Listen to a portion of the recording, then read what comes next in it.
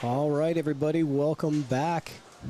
We are back from the dinner break and the awards ceremony, and we are ready for the evening action here at the Golden Fleece in Everett, Washington for the 2025 Don Weir Memorial. This is day one evening, and we've got a great special matchup for you guys. This is on the A side, and we've got the legendary Shane Van Boning versus our host of this event, Jason Weir. This is going to be a good match here, guys. And I have the one and only Rich Geiler joining me in the booth. Thank you, Rich, for coming in. You're so welcome. Thank you for here. Yeah, absolutely. This is going to be great. Now, you're very familiar with both of these guys. Yes, I am, by all means. Yep. Yeah. Nope. Oh, there goes my shoe. No shoes needed for commentary. Unless you say something bad and you need to run out of here real quick, then you might need your. I think we're going to be just fine. You might need your shoes if that's happening. But okay. Yeah, let me see what's going on. Just got to get the chat set up here. And let's see, chat. I'm just going to pause that.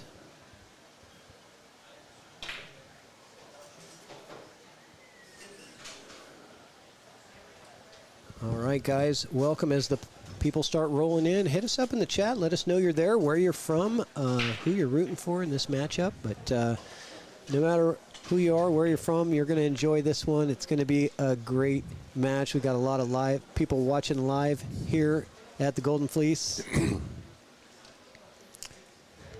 And a lot of anticipation around this match. So I know both of these guys are pretty competitive, too.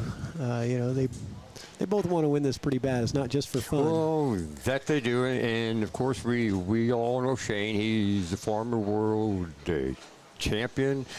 Jason Weir, I've known him for a long time. He was a great golfer, got all the right mechanics, but at times you got to have the right mindset. And I know that it's easy at times when you're playing guys like Shane to kind of let your mind wander off. But this is going to be a good match. What makes it nice is it's rotate breaks. So this makes the match really exciting. So we're looking for a good match here.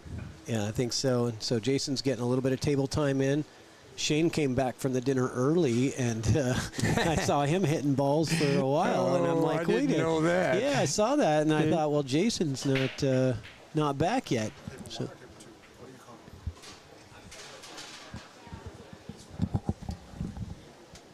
Should be live. It should say. Let's see here. Let me go to. Yeah. It says streaming. It should say. You put the thumbnail on this one. Yeah, that's right. Okay, thank you. Yep, you got it. Yeah, so Shane was here back from dinner early. He's almost the first one out the door. And he comes in and unpacks his cues and gets started running balls out. And I thought, wow, Jason's not even here yet. So Shane beat him to the punch. So. Well, Jason Weir has got a lot on his plate with this event. Of course, it's his dad's fourth Don Weir Memorial, and it's the second job, he said, to put all of this together. So I wish him well. If I had to pick the one that I would like to win, I love Shane, but I want Jason to do well, and he's got a shot to win here if he can just stay cool, calm, and collective. The most important in this sport, folks, is you don't have to make all those high-powered shots that sound really simple. You just got to win the game that you're supposed to win. And if you do that, then we're going to be fine. That's a good point. Win the ones that you're supposed to win. Yeah, There's times you don't have any opportunities. And then if you make a jump shot out of the ordinary, then that's a plus. It's a bonus. Exactly, bonus. Yeah. So, Rich, tell me, how long have you been playing pool for? Is it your whole life? Oh, you're getting into my... No, I've been playing actually since I was 10 in a little town in Missouri. So I've been playing for 74 years. To give myself a plug here, I've owned pool tables, etc. here in Washington State for the last 40 years. We buy and sell used tables. I do them all myself, and my work is impeccable. So any of you guys out there looking for a used pool table, give me a call. But it's my life, and I'm very lucky. Don't really play a lot of pool anymore because I can't see, and pool's a game that if you don't have good eyesight, then it's not a good thing. It's definitely harder if you don't see very well, that's for sure. Oh, if you play golf, you just got to look at that ball and swing, you know. Yeah, as long as you got your good mechanics. But in pool, you've got to see the edge of the ball pretty clearly from 7 or 8 feet away, and that's sometimes, Speaking of mechanics, Jason's mechanics is a picture perfect, and he kind of has been around Shane for so long that he kind of has his stroke. So this is going to be fun because they look like they have the same style. And we're just about ready to rock here, guys. It looks like it, yeah. So I think they're getting ready to lag for break. Looks like we might be just waiting for Shane to, I think, get back from the little bathroom break or something. We should be good to go. And they said about 3 minutes. Perfect, So perfect. I think Jason might hit a couple more balls. Why not, right? Get that arm good and loosened up. You're playing right after dinner. If you're not loosened up at this point, you're not. It's a flaw to that story, but yeah, he needs to hit a couple more here anyway. Yeah, you might as well, right? Rather than just sit. But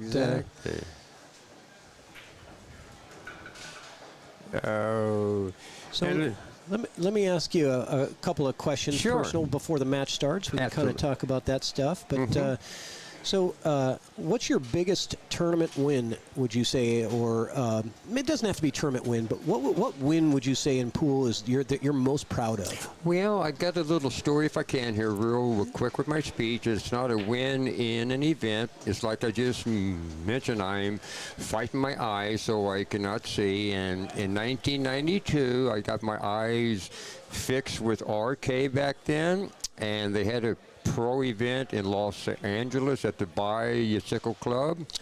Johnny Archer was a player of the decade in the 90s, had won the last 2 tour stops undefeated, 16-0, 64 players, the best in the world, and I draw Mr. Archer my first round. And it turns out it's the first time I could see without glasses or contacts. I had him 10-2. I beat him 13-10 was his first loss. My next match on the A side was Jose Parica from the Philippines. I beat him 13-10 also. My next match was Efren Reyes. Wow. It's 9-9 tied, and I missed an 8-ball that was tight. But if I would have won that game, it would have been 10-9, and I think I would have beat him then. And the plot of the story is that was like a win first place for me because I just almost knocked off 3 of the best. Yeah, and this was right after getting the RK eye surgery, which is before LASIK, right? Where they actually had to do little cuts or something in your eyes. Little cuts on the eyes, and now after 3 years, all those little cuts are all scarred. So it's like looking through... Well, it's just not good. I can drive, but I just can't to see and pull. But yeah, that was my biggest thrill there in pool. I did win an event. Oh, the match is going to start. We wish them both here luck. And the break is what's going to decide this match, guys, in all matches. Yeah, who's going to break better and who's going to get the first break? I know one thing. It's going to be close. I know one thing. I'm going to give these guys a lesson when this is done on the lag. That was terrible. Yeah, no they both overran it by a good diamond or so. You'd expect both of these guys to get inside that first diamond. Well, you know, they're excited. Back in Missouri, when I began playing, back then, whenever we had the lag, you couldn't hit the end rail. So, but anyway, that's all changed. We are ready to rock here, folks. Yeah, off and running, and Shane blasts that break and doesn't make. Oh, he did make a ball. Yeah, okay. The wing ball must have went in real quick. Well, this from the way it looks here, guys, there's not a tough ball on the table, easy to get from the 1 to the 2 to the 3, and I think this is a win here. Yeah, for there's. Shane. I mean, no ball is even within 10 inches of the other ball. Oh, So. he didn't make the best shot there, guys. He wanted to go behind the 8 and the rail and out, I think, because now it's going to be, even though the 3's in the hole, he's got to deal with the 4 and the 9, of course, so anything can happen here. Yeah, he can play that 4 off the 8 in the side if he chooses to here, which I think is what he's going to do because that's going to take him to the 5. Send the 8 down towards that corner. This is why that I don't play pool, folks. I thought the 5 was the 3. Yeah, it is hard to tell on this. It's the 5 and the 3 have been kind of tricky with this camera. We had to change the exposure on the camera a little bit to get the right lighting. Right, and that made the 5 and 3 a little tricky to decipher. Well, it's like I said, my eyes aren't the it's best not you. anyway. No, yeah. it was happening to me too. Well, and it looks like this is going to be a 1-0 here, folks. Yep, draw back for that 8 ball. Little angle. He didn't want that much angle. Yeah, it looks like he's going to have to go back and forth here, folks. He's going to have to go down, back, and down and back, which he's got to cover probably 14 feet here with this shot. Now, you don't think that he could put low right and try to bring this cue ball this way? I can't see the angle there. I don't know either. There you go. You're right. You called Up and it. back. And back again. And he didn't really hit that one good. But he's okay. He's not going to. He's okay. Well, it's not what he wanted. I know that. Yeah, it's much easier, and I don't have to tell everybody, but when you can use center ball and go back and forth instead of putting any spin on it, it's way, way better. And a break and run from Shane Van Boning to start the match. He made it exciting for us for a minute. Yeah, he did. A little bit of, a little bit out of trouble, but it's funny, when we're commentating, amateur players, we're saying, wow, they played incredible. But when we're commentating Shane, we get a little more critical because we expect greatness. We expect preciseness. Perfection. Exactly. Yeah. Exactly. So when he's just a little out of line, it's but who are we? We're mere mortals, right? This is SVB we're talking about. So. Speaking of Shane, a little story if I can. Yeah. In Reno years ago, 20-something years, I was beating all comers, and I played everybody except for Shane. And Jason said, well, Richard, you've been beating everybody you play. Why not this guy? And I said, he's going to become the next world champion. And he did. He sure did. I think what he's going to do here, if I can see it right, he's going to drive the 1 ball down by the 9 and put the cue ball over behind the 3 ball.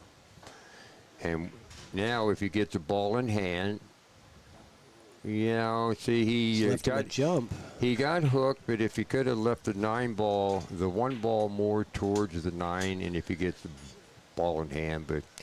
Shane's going to jump here. I don't see a shot. I think he's just going to play a safety probably. Jump and hit the left side of the ball, maybe around right. But then you got that scratch to worry about if you hit the. Well, when you're jumping, my man, you got a lot of stuff to worry about. Yeah, you sure do. You got a kind of a scratch either side of the one that you hit. The potential to go into either the side or the corner is definitely there. And it looks like you're right there. It looks like he's going to cut it in.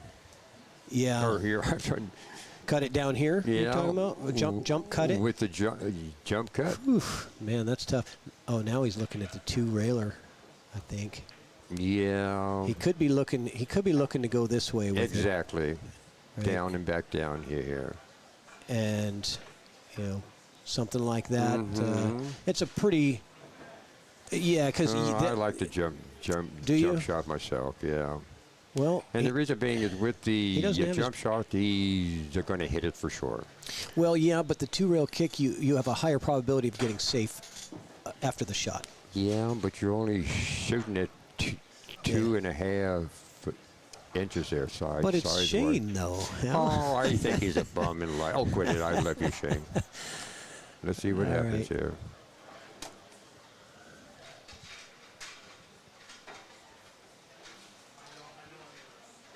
There you go. Okay. And he hit it at a great speed. That was a good one, Shane. Yeah, he That's what we expect. took his time with that one, and it paid off. Let me see what kind of things do we have going on in the chat. Thank you, Jesse. Appreciate that. Hello, Chris. Chris Law, no, these are 7-foot diamonds. We have almost got the 9-ball in on that one. That was a heck of an attempt It from sure was. Jason to try to steal one with a 9 combo. This one here, I kind of think he's going to draw it back and make the 9. It looks like he's going to bank it, but you can't bank it and draw it. Let's see what he's going to do here. I think he's going to draw it back, guys. Just like that. Oh, Good job. Oh my! He job. makes it off the 8 and the And he 9. makes the Yeah, 8. it was all about the 9 there. That's our Shane there. That's our Shane. Didn't matter what the. Oh, I forgot. I'm supposed to keep score for these guys. Sorry, guys. I got you here. It's 2-0. I'm on it. Thank you. Well, All right. Jason had a shot there. If he would have played a little bit the better hook on that 3-8, but again, it was tough, you know. Yeah, and you know, I tell you, Jason hasn't really had any great opportunities here in this match yet. So first one was a break and run. Oh, he almost had an opportunity there. Yeah, Cue ball was headed for that pocket and got kicked out of there. And this one could be another break and run from Shane. I believe it's going to be a break and run. He got the 1, the 2, the 3 in the corner, and the 5 up. Yep. You want to kind of get, there you go, either straight in or a little bit of an angle. So looks like he's going to draw it over and shoot the 3 in the same hole.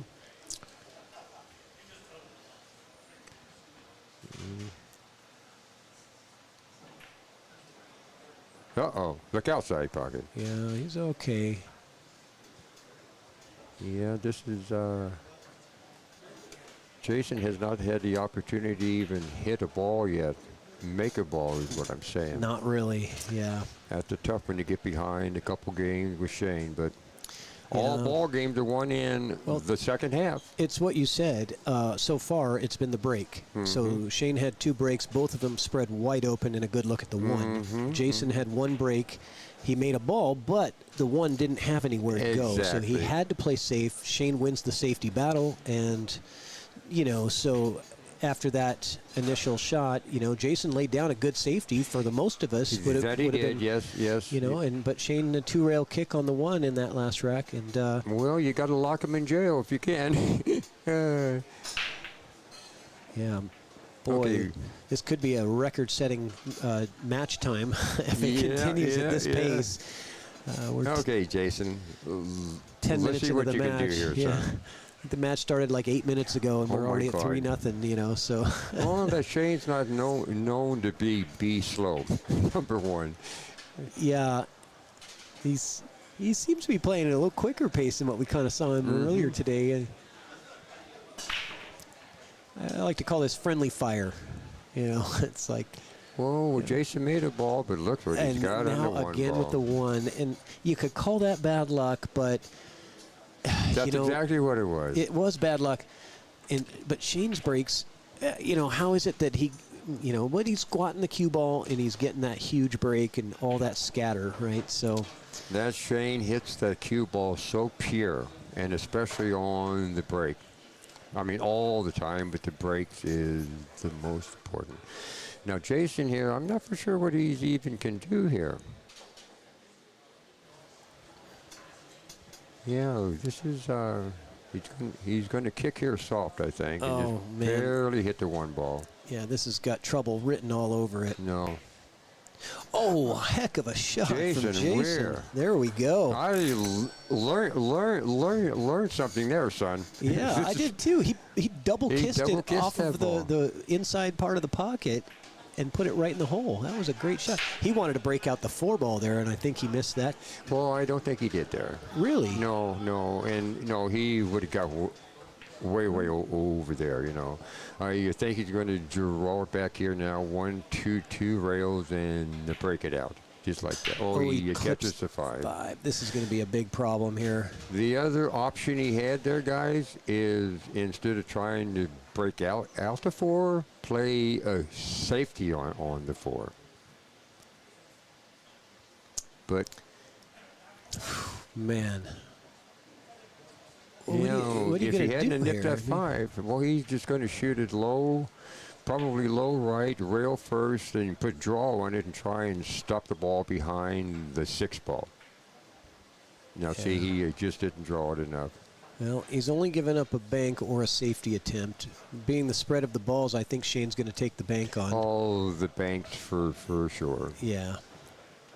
And if he makes it, then it looks like a win here.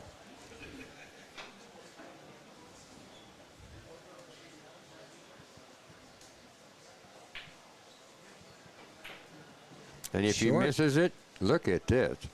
Okay, now this is Jason's real first opportunity. He can back cut this 4. It's tough, but he's going to let go of the cue ball here.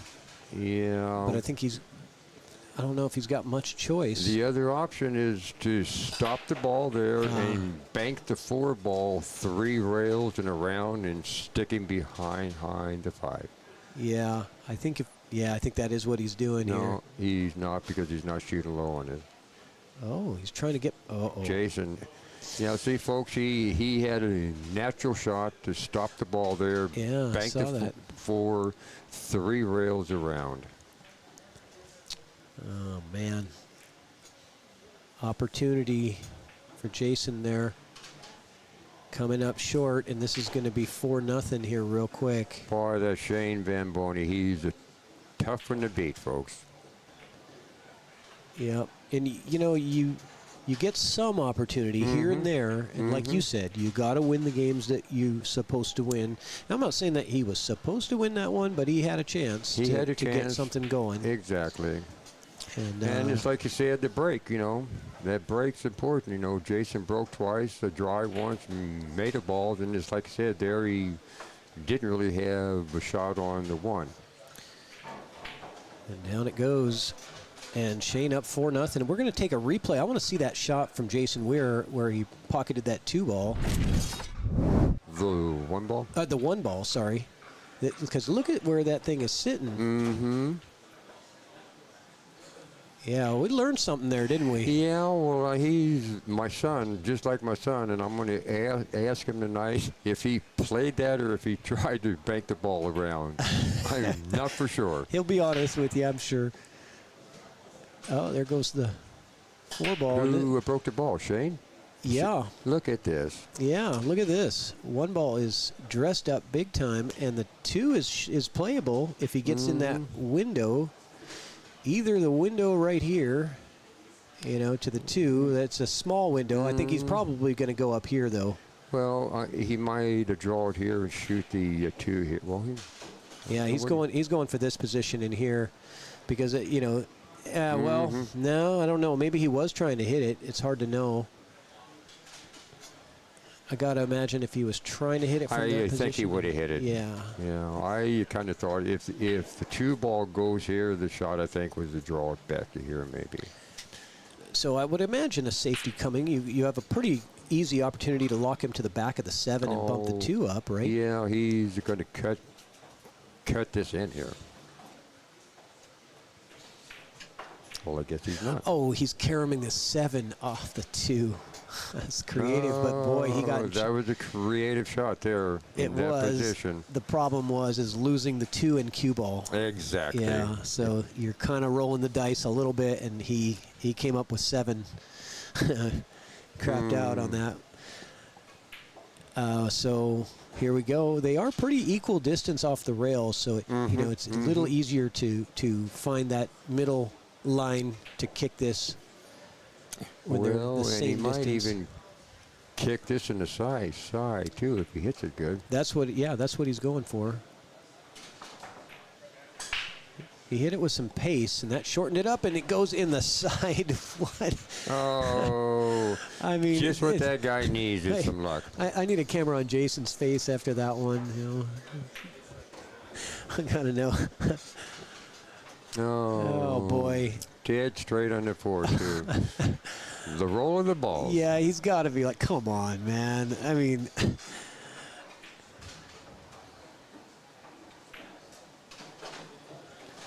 Yeah, all right, well, that's 5-0. Good job in that one. It sure is.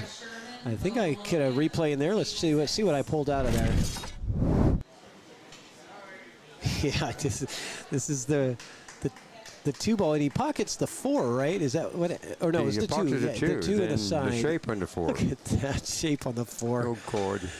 Oh, that's cold, man. That is really cold. The way the balls roll. It is. You're going to get those, and you're going to have those getting against you, but you never want it when you're in a big match and you're already down 4-0. You don't.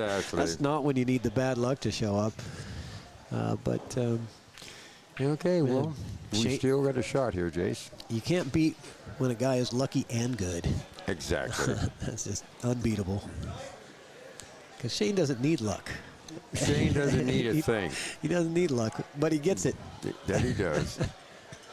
Okay, let's see what we can do here, Jason. Oh, you made a ball almost scratch, and he's got a shot under 1. All right, buddy, get on the board here.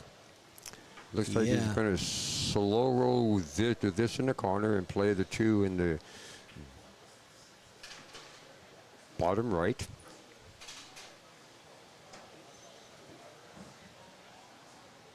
What a great event this is for his father.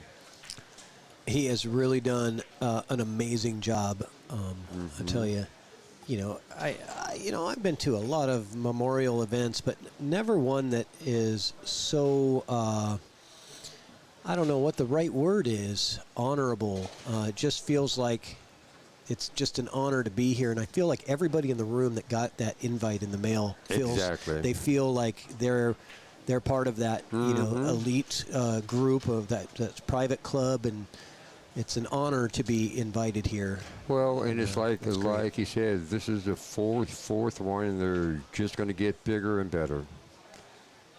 Slow down. Well, he doesn't have much angle there, but going to have to put some juice on this one. He hit it perfectly. Yes, he did. But it's one of those spots there. I think he's going to be just fine. This could get a little touchy, right? Whenever you're in that position where it's not frozen, enough angle. Sweet. To get back, but he did fine there.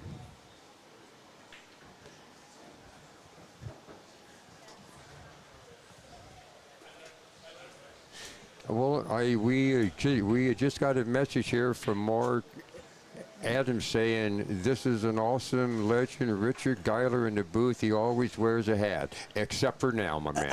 This is the only time. But I told him we wouldn't say anything. But Rich had to take off his hat to put the headset on. I like it. I'm Richard the Hatless today. Richard the Hatless Geiler. Okay. No pitch. God, oh, no. That ball. You can't shoot that. No. Oh, man. Well, see, and that's. Yeah, we're all rooting for Jason on this one, And Shane's not gonna. He's not gonna be nice and. No. Let and him on back that last into shot there that Jason missed, folks, he shot that ball with draw to play shape in the corner. Oh, look at this guy, man. Oh. He's got it straight in the side and he banks it just to be a bit of a showboat. I wish I could yell here. Oh, man. What do you want me to? Yeah, go ahead. That's bullshit, man. I don't know if he heard you, but we all did. I should have muted your mic there for a second, but hey, whatever. It is what it is. Well, anyway, back to what I was saying, guys, with that ball that Jason missed. He hit the ball the wrong way. You got to slow roll that in and shoot the 9 in the opposite corner. And Josephstown. Table 11, Andy Camping and Josephstown. Bump on the 6. Some nice on the 3. Oh, Just got to hold this. this is a match here, I think, guys. Yeah, I think so too. There's no problems here. He's got perfect on the 4 to draw back for the 6 in the bottom left corner, and that takes him down to the 7, and it's all over from there. Oh, okay. Well, yeah.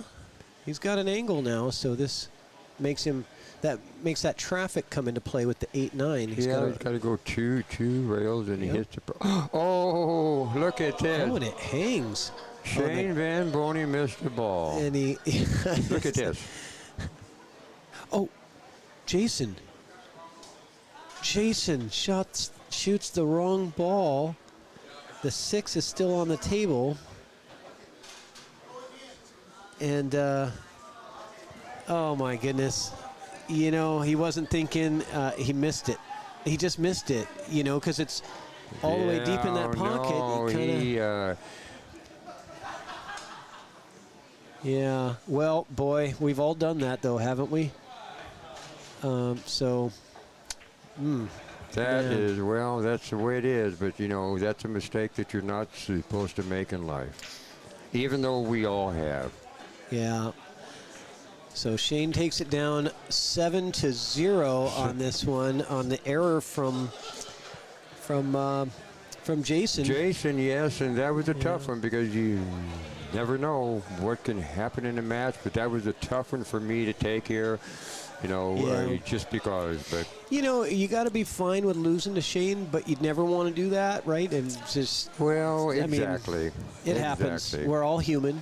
And, but, hey, great match. They get some applause there from the crowd. And, yeah, we finished in 22 minutes, I think, or something like that. That was a very fast match. And I would like to thank my man in the booth here for having me here, guys. This was fun, and it was short and sweet. Absolutely. Well, anyway, it's a pleasure having you in the booth, you're Rich. so welcome, folks. And, so thank you for all the stuff you do in pool.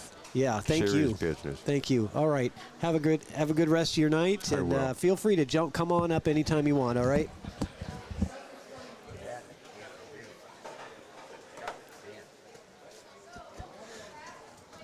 All right, guys, we're going to wait until we're going to get another match going here real quick. Watch those stairs, Rich. They're a little treacherous coming out of here, so use that handrail. The legendary Rich Geiler coming out of the booth, and hope you guys enjoyed that very short match between SVB and Jason Weir with the hat. Rich Geiler on the mic. Hopefully we'll get him back this weekend, either tonight or sometime during the weekend, to get some more commentary for you guys, more stories. I know he's got a ton of stories to tell, and it's a lot of fun to be hanging out here and talking to these legends. We're going to take a quick break, and we'll be back with another match. I think we're going to be going until probably about 10, 11, 12 o'clock tonight, probably. And I'll be right back. Thanks, guys.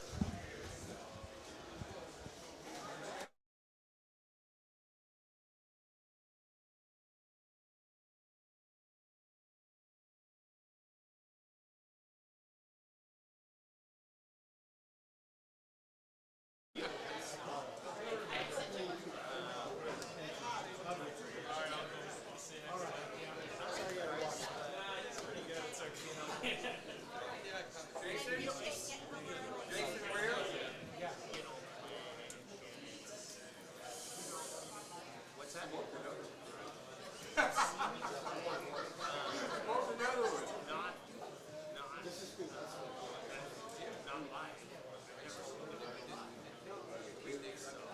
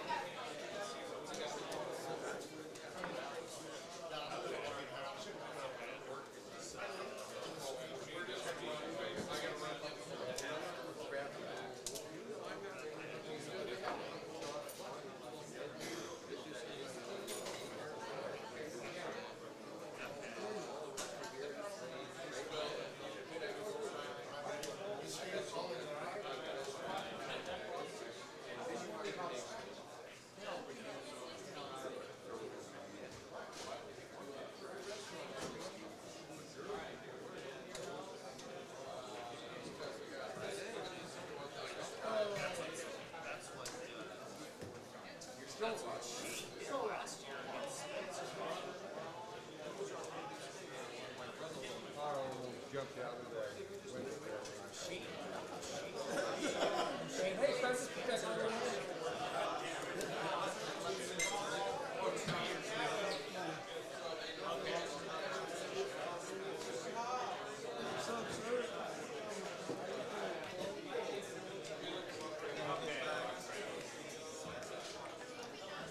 Yeah, that's what I mean. He's Spencer's right. First draw was a toughie.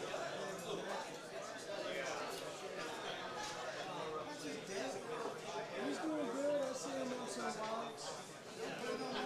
Yeah, he's just local weekly tournament stuff. I don't see. He's in the poker lately. He likes playing poker tournaments.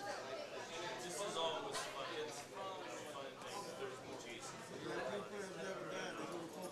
That's right. Just for what it's Right. He got a bad burner.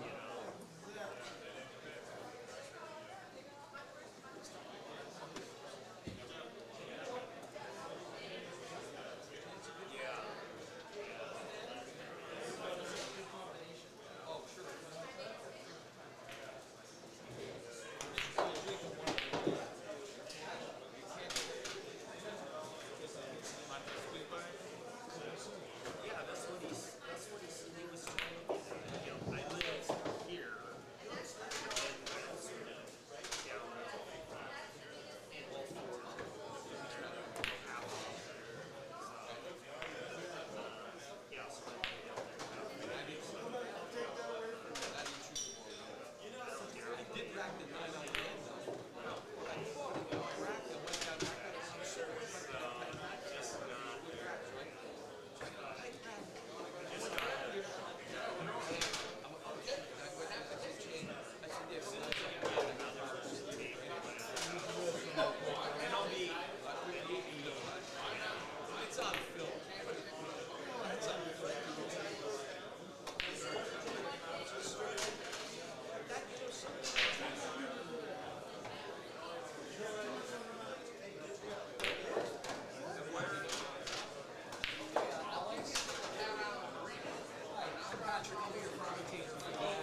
Good. How do you pronounce your last name?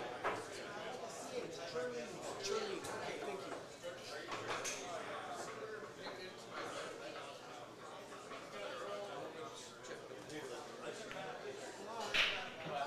I mean, we could do it that way. I mean,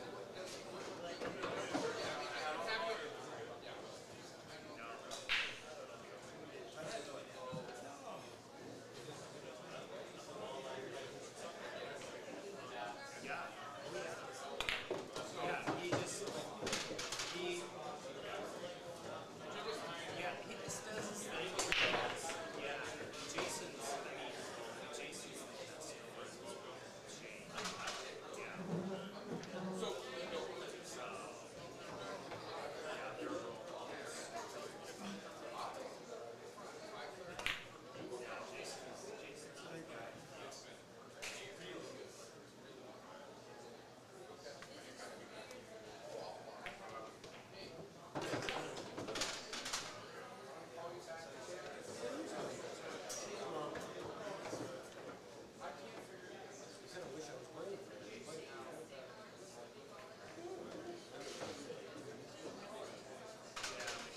Did you meet his sister?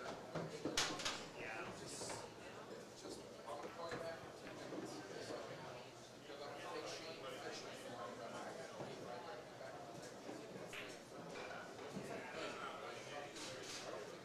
Well, good. Well, I can't wait to see if we land. We'll see. Hopefully, I might make it back for the finals if you guys are playing. I'm getting stuck playing or going to a concert tomorrow, so we'll see what time the finals are. If it's late or we'll see what time it are on Sunday. So we'll see. We'll see what time.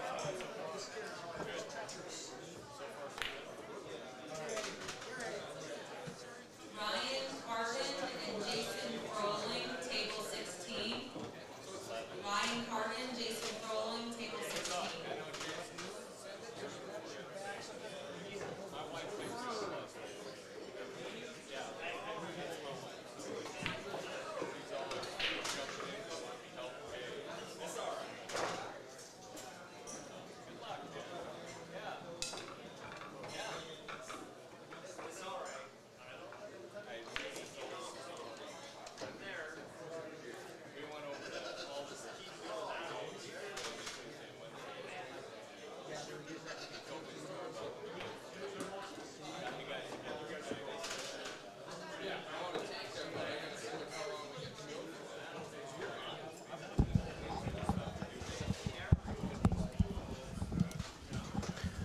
All right, we are ready to go.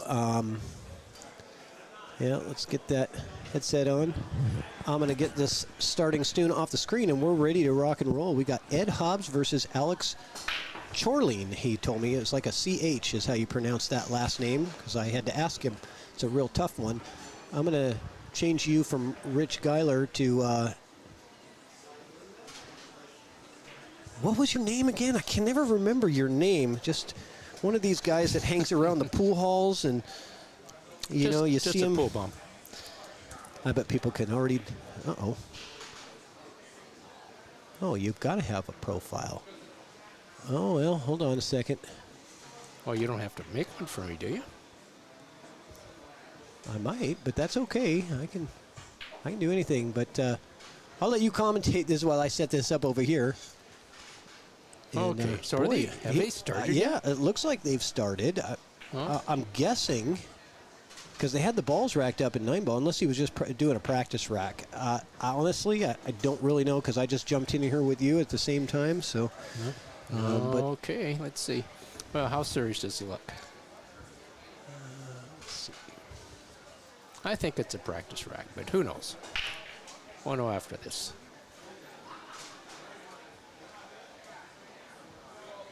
Oh, he's burned down pretty good, so this could be for real. Yeah, I think so. It's just a. Have you never commentated on Evo Sports? I guess not. I That's think this is my first time, so I'm a commentator virgin for Evo well Sports. for Evo Sports, but I know I've commentated with you before at Ox Billiards.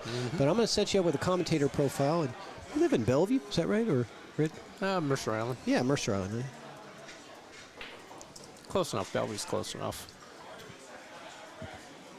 So who got that first one then? It was, That was Alex. Alex, I don't know. It might have been a break and run, because I didn't even see Ed come to the table at all. So, You know, I think it was. It did look like a break and run. all right.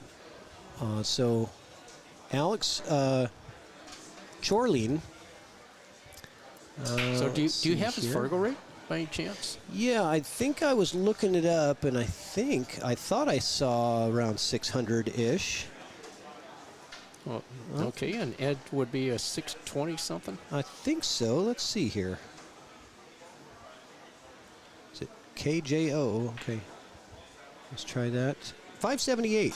Oh, it starts off with a break and run, and he's at my speed. So, oh, and there's a scratch on break from Ed, and this could be a quick 2-0 if Alex continues shooting the way he did in that first rack, clearing the balls out like that.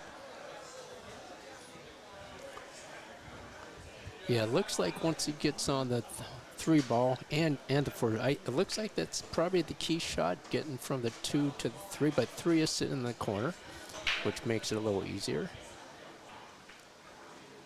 Oh, I wanted to come over just a little bit more.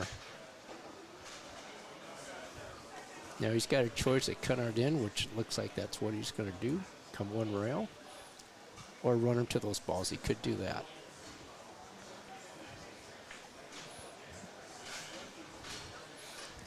Okay, he's got a little tester here on the 4. He might have to put a little inside English so he doesn't glide into the 5, but it's a little tester.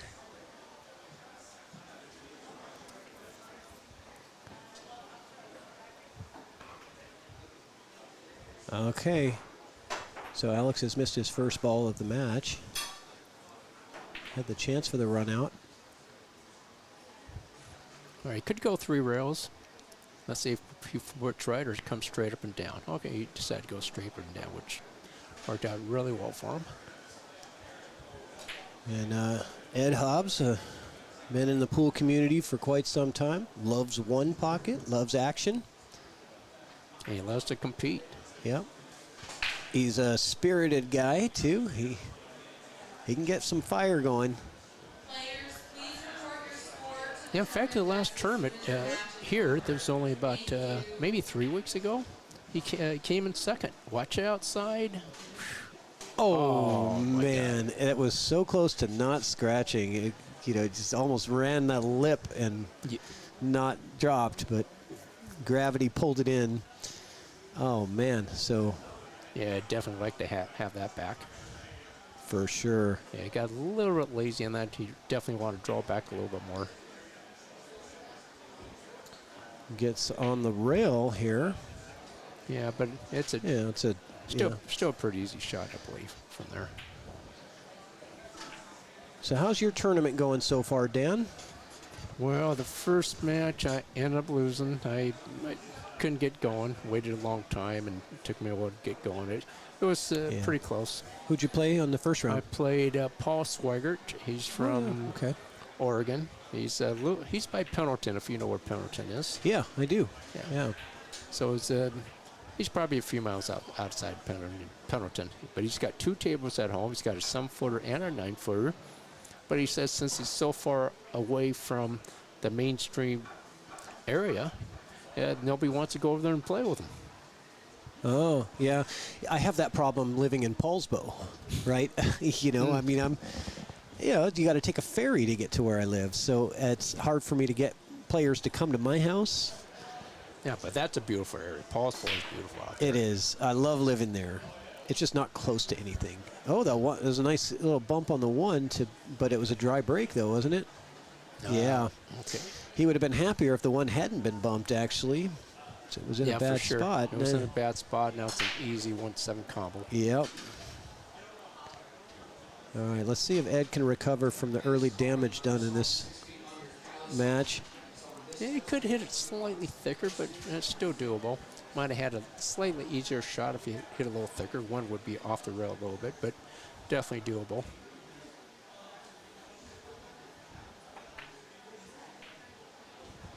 Oh, he was focused on using that 5. Oh, it did drop. Oh, I thought it hung up, and then it falls.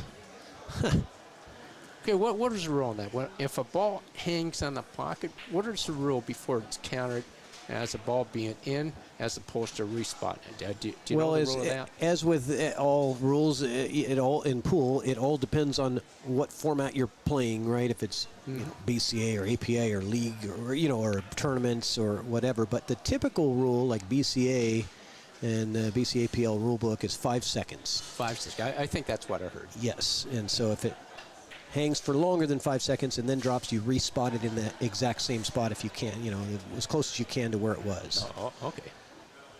Okay, that time I got confused. There's a 5 ball. For some reason, I thought that was looks like the 3. Yeah, we all do that. It really does with this camera view. So you're not alone in that, Dan. It is not you. Okay. We've all been struggling with that. I thought I was colorblind for a well, second.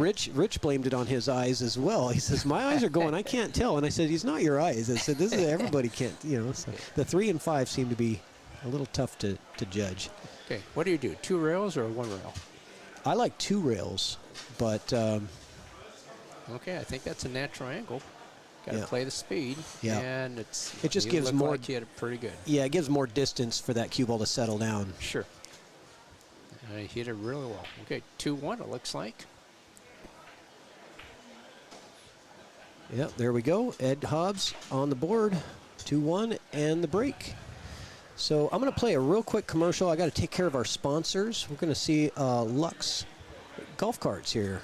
Here at Lux, if you can dream it, we can build it. Work with our designers and create one of your own custom Lux electric cars. All of our custom cars are made in the USA and manufactured right here in the desert. Every Lux car comes with a 5-year warranty, and we offer concierge maintenance service right at your home. Elevate your style. Visit our showroom today and start designing your very own custom Lux electric car. Lux, the name you know and trust in the Coachella Valley.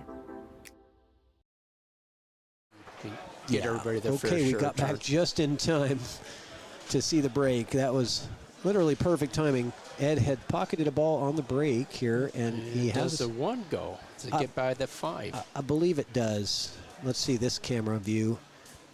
Can't tell. Yeah, it's really tough to tell.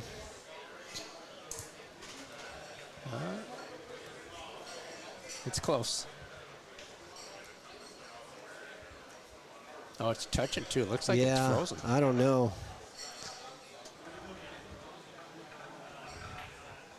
No, Yep. okay. Clear. Players always know better than we do. They have the best view in the house. A little better than what we have from here up here, but he hit it really well. but he doesn't have an easy shot on the 2. It's doable, but you know, he could make the 2, or he could play safe. It's an 8, pretty easy save to get the cue ball beyond the 8. Yeah, that's true. So that might be an option. And if he does make it and get beyond the 8, he may have a tough shot on the 3 ball. Yeah, he just went for the is going safety. for that. And that's what I. Yeah, and it not only that, but you know, you're close enough to the 8 to where the jump is now not an option, but he didn't get to the, you know, just another inch further, and he blocks off that 1 rail kick, which I think is available to him. Maybe he has to use some spin to get around, you know, that ball, but What's he doing here? Alex is taking the intentional foul. I don't understand. Yeah, I don't understand the advantage of there. I mean, it was a tough kick. It was a tough kick, but if you're going to give up ball in hand intentionally, why not tie up 2 balls on the rail or something? Make the rack tap. Absolutely. But to give him an intentional ball in hand and make the table wide open at the same time, it makes no. Maybe, yeah. I didn't quite understand that one. Well, we'll have to ask him. I think he's the only one that knows what he was trying to do there. Oh, and now Ed with an unforced error on the 3 ball. Say the strategy worked. Apparently, Ed's confused. He says, I don't know what to do here. That's exactly what happens. That's really? the You're trick. giving ball in hand on that? Confuse your opponent. That's the trick. I have not used that strategy before, but and I'm now scared. we know I'm that scared we to can do that. Honestly, I'm scared to try it because I don't think it's going to work. Well, work this time. I don't trust that that's going to work. Yeah, you are taking a little risk there, but Yeah. Wow. he's smarter than we are. Wow. So 2 surprises there, back to back. Okay, yeah, it's a little hard. Okay, he's got a little tester here. If he makes it, maybe just a touch inside English and go 2 rails and then out for the 6. Well, let's see how he hits this.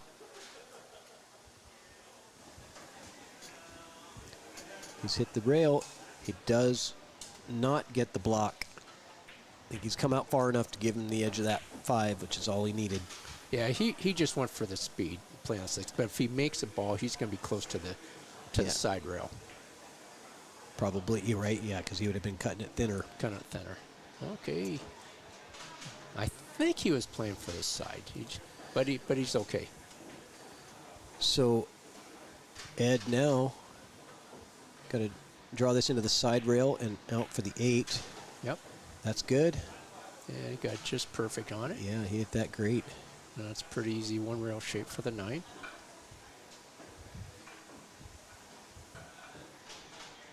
And Ed Hobbs looking to tie the score. And he does. Perfect, 2-2. Yeah, 2-2. And we're going to get one more quick video commercial in.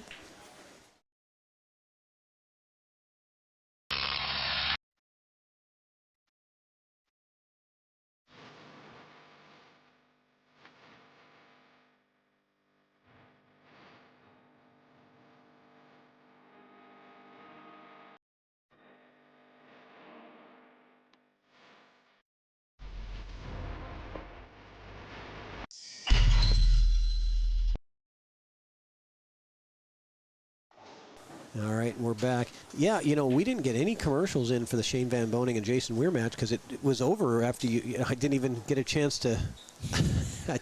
Shane shot literally, real fast. Rich and I just sat down and we said a few words and then we got up. Oh, so it's over, 7-0. Yeah, it was so interesting. So Jason had a chance to win that last game. Yeah. And he got ball in hand. And he no, shot it the wasn't ball in wrong. hand. He shot the wrong ball. He shot the wrong ball. Either the 6. He It shot the wasn't ball in 7. hand. Shane missed the 6. He rattled it. missed The the 6 6 was and he just shot the hanging 7. there. Jason comes up and goes right for the 7 and puts it in.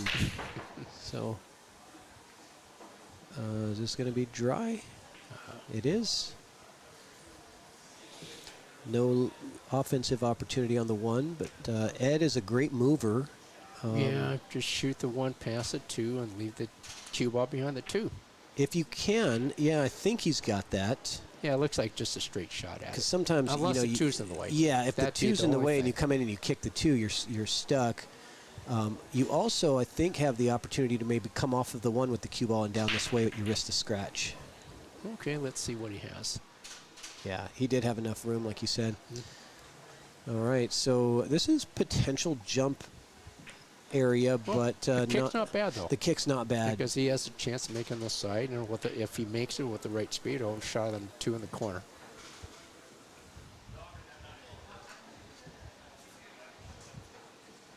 Okay, I got a question. It was, which tournament did Ed Hobbs place second? Actually, Ed Hobbs was in the finals with Daniel Sarcencilio, and they ended up splitting. And it was the 699 and under tournament, I believe. That was held here at the Fleece. Okay. I think that was it. And Tien Hun is asking, does SVP play the tournament? Yes, he is in this tournament. He's still on the winner's side. He just finished his 3rd match of the day.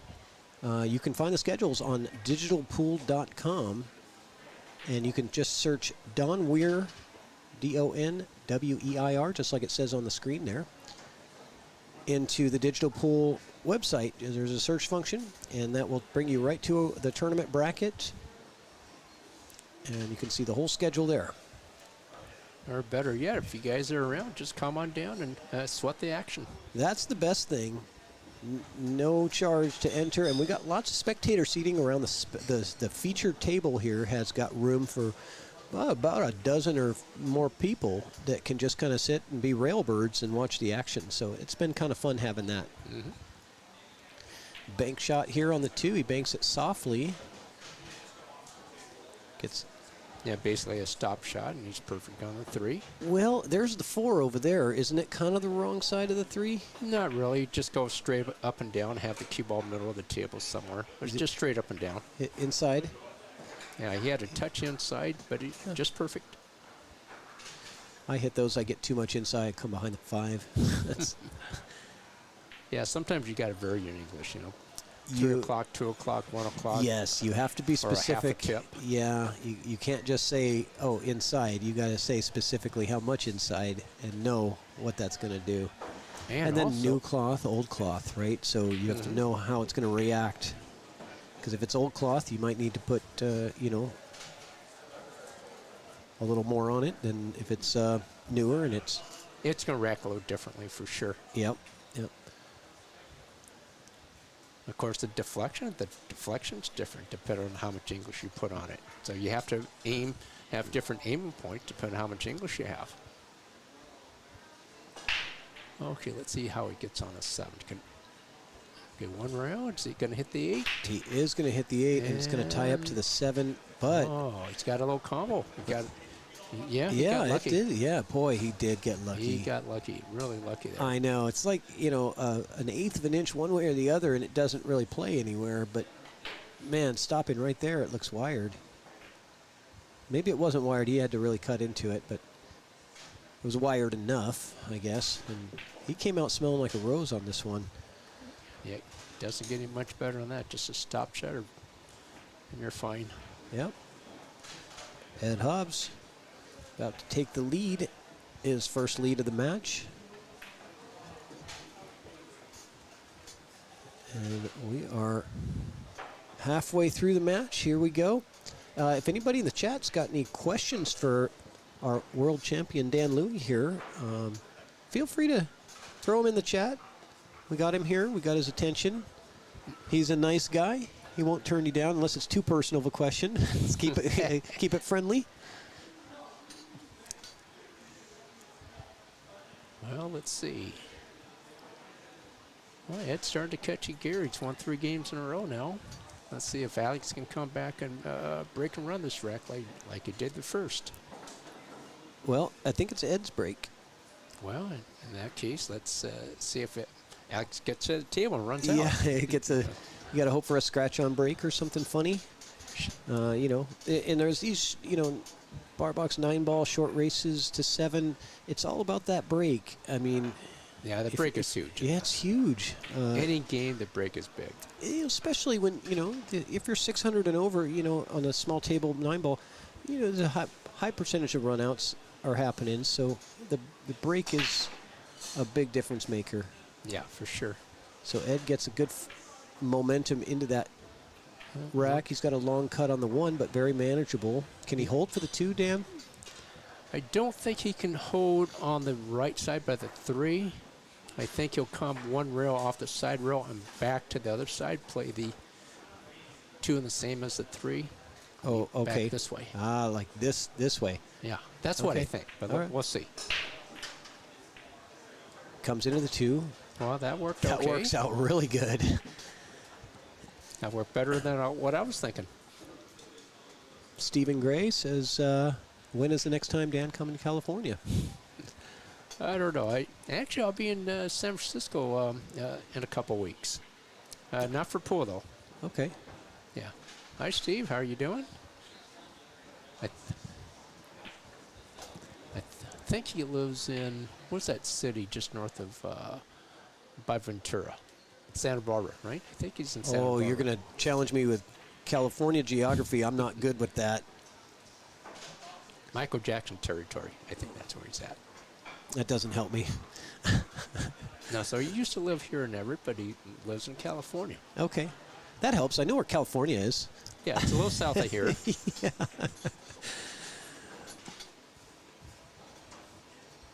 Okay. That's pretty good shape here for Ed. He's got Yeah. perfect angle to get on the 7. Yeah, after that shot on the 1, that was the key. Oh, yeah. That really got things going for this rack. And Ed looks like he's warmed up now. Yeah, he got on the rail, made it a little tougher, but shouldn't be a problem. He's living in Lompoc now. I don't know where that is, though. You know Lompoc? Lompoc, I think that's wine country up, is that closer to Modesto? Is that closer to Modesto? I'm thinking, but not 100% sure. Sorry, I was wrong on Oh, that. that's all right. So Ed, looking at the break and run here. Oh, that is by Santa Barbara, so I was close. Huh, Central okay. Coast. Yeah. Okay.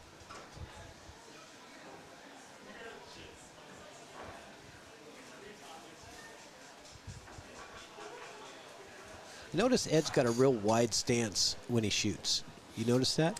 And it seemed like some of the taller guys, Ed's got to be about 6'1" or something like that. So some of the taller guys seem to have a wider stance so they can get down a little bit more. But even though Ed doesn't get down a lot on the ball, he's more like an upright player compared to a lot of the players today. He does, yeah. He does have his chin quite a bit above the cue compared to, you say today, you're right. I think that is sort of more the trend. The younger pros, you see their chin is on the cue. You know, I mean, they're all the way down on it. Yeah, that's true. And in the older days, like say in the 50s and 60s and under, that a lot of the older players played that way. They played more upright. Yeah.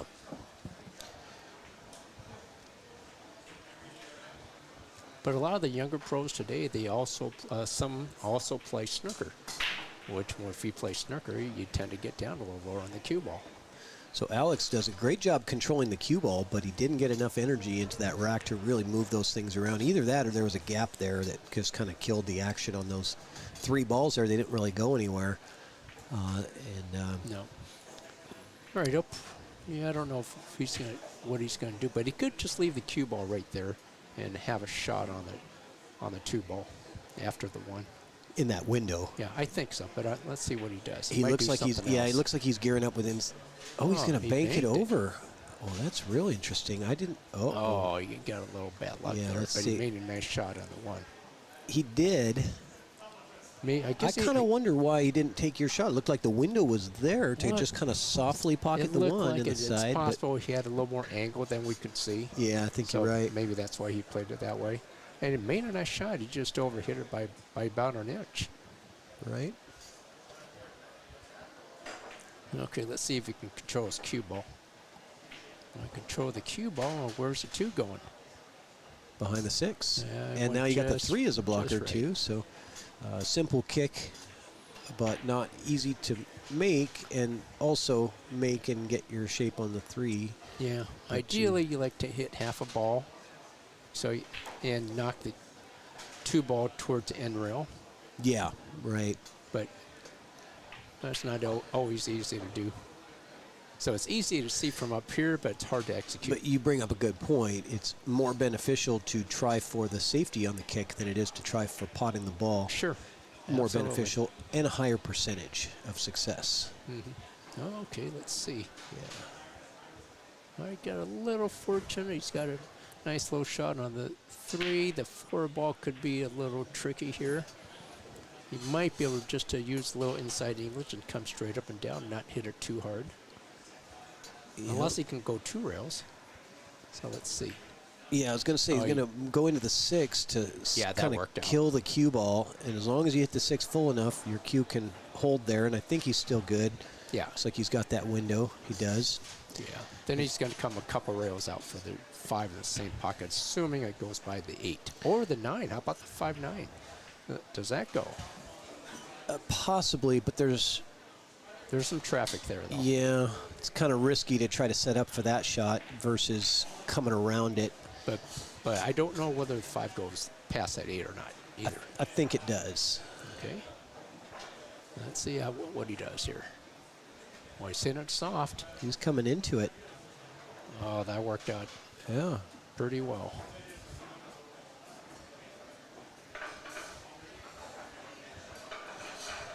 Yeah, it looks like he's got a little angle to where I think it's going to touch that 9 ball after contact with the 5.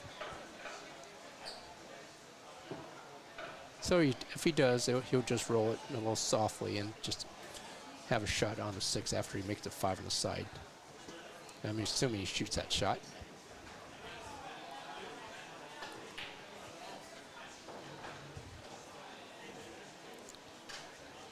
I don't know. He looks a little tender, but he might have a little more angle than I thought. I think so. Yeah, he's going to be coming into the 9, and I think he might be coming off the bottom side of the 9, which is going to send the cue ball down towards the bottom rail. So the safety is the right play there.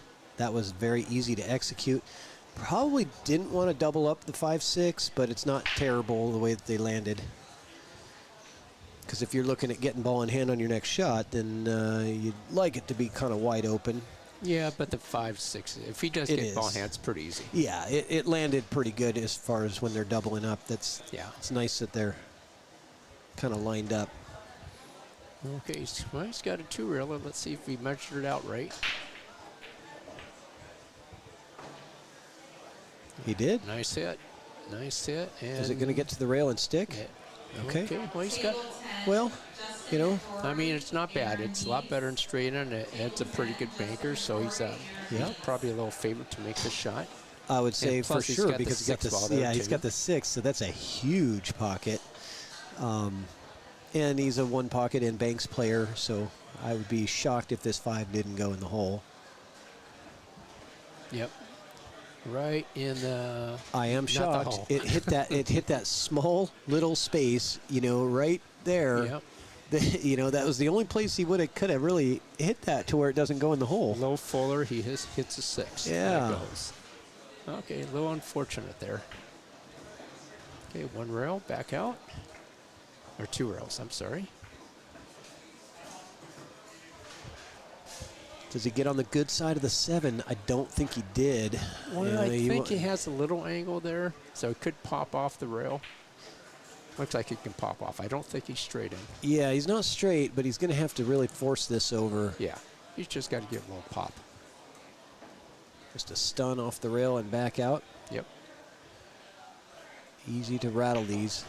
Oh, that was sweet. Yeah, he had actually a hit it touch of follow on that. Too Just a good touch. almost. So to get extra, off the rail.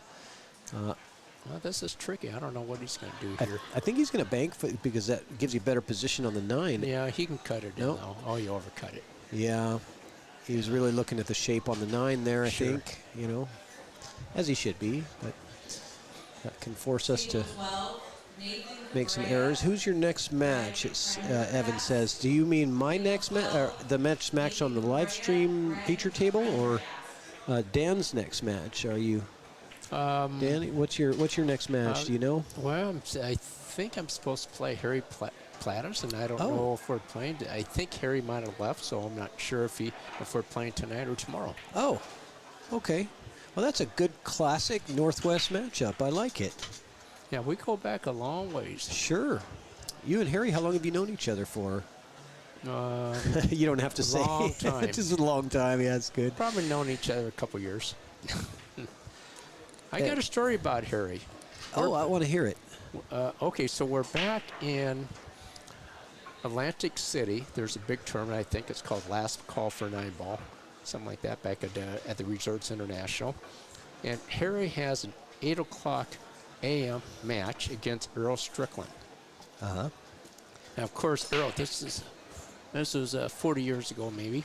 And, of course, everybody's thinking, well, shoot, Earl's going to win this one, right? Well, lo and behold, Harry probably played the best match of his life. Wow. And he ends up beating Earl 9-5. Wow. And out of the 9 games that he won, he probably broke and ran 5 of those from the break. Wow. And Arrow was not a happy camper. Oh, He yeah, slamming the rack down. He Yeah. said, Harry, you've never played this good in your life.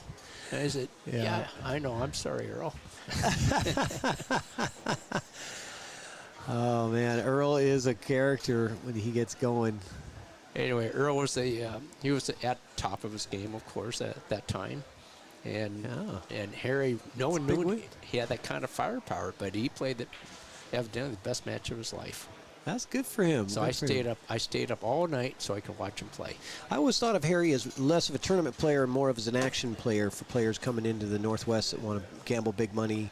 Yeah, he didn't play a whole lot of tournaments. Yeah, but, he was more action. More of an action guy. Yeah, and he loved one pocket. I know that. Yes, he does. Like one pocket for sure.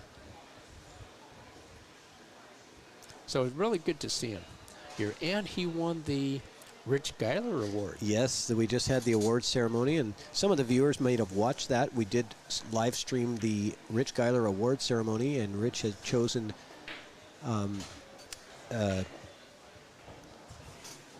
Harry Plattus to be the recipient of this year's award for integrity, honor, and sportsmanship of the game, and Well, he's been a big part of our pool community for a lot of years. he sure has.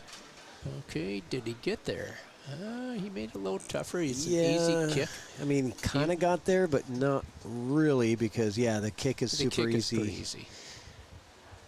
But you're kicking it into space, right? So if you don't make it to a pocket, where do you get safe on this? You know, if you're kicking at it like that, it's got to go into the pocket. Well, I mean, a lot unless of it travels times to the bottom rail or something. You want to hit the side, use a little draw, and you want the cue ball come back. Yeah, you want to hit towards the end rail. You want to make the cue ball come back this way, Yeah. if you can. What spin would you put if you're putting English on this? Low right. Low right, yes. Low right. I think that's what I would put, but All right. Ed may do something a little different, but let's see. But that's what I would be thinking of. Hit the right side of the 2 so you can bring the cue ball back with a little draw. Well, let's see what Ed does. Oh, and he He gins just it. went to make it. Oh, Watch out, no. corner. Watch out, corner. Oh, and it stops just in time, but he might be corner hooked. Let's take a He could look. be- yeah, he is corner He hooked. sure Wow. is. Man, what a great shot. I guess Oh, he went to man. make it.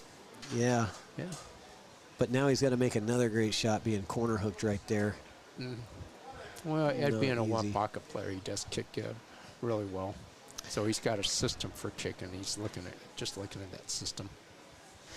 And the kick can pay dividends here because you got a fair chance of getting safe if the ball doesn't go in, if you get a good hit on it, because you got lots of balls down there.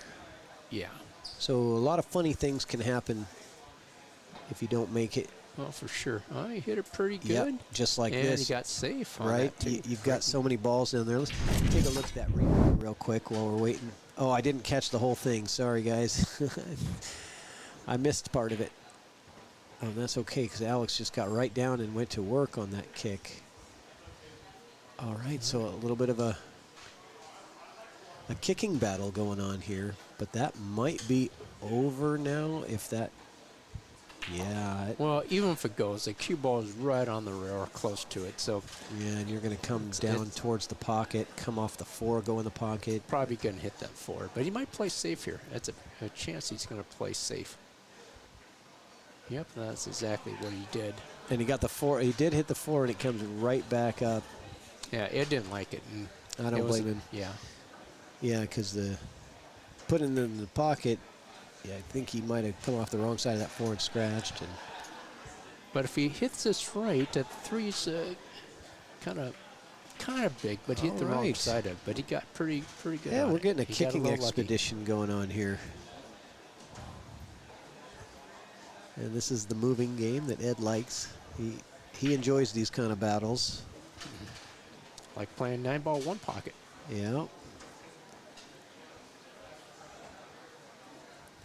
The more innings a game goes, I think the heavier Ed's favorite, you know, he becomes the favorite. Yeah, especially if it becomes a moving game.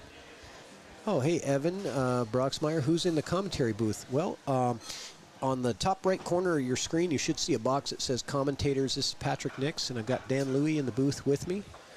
And who's playing the next stream match? I don't know, actually, because I'm not in charge. I'm not important enough to have that information. They just send me players. A lot going on in the tournament director area.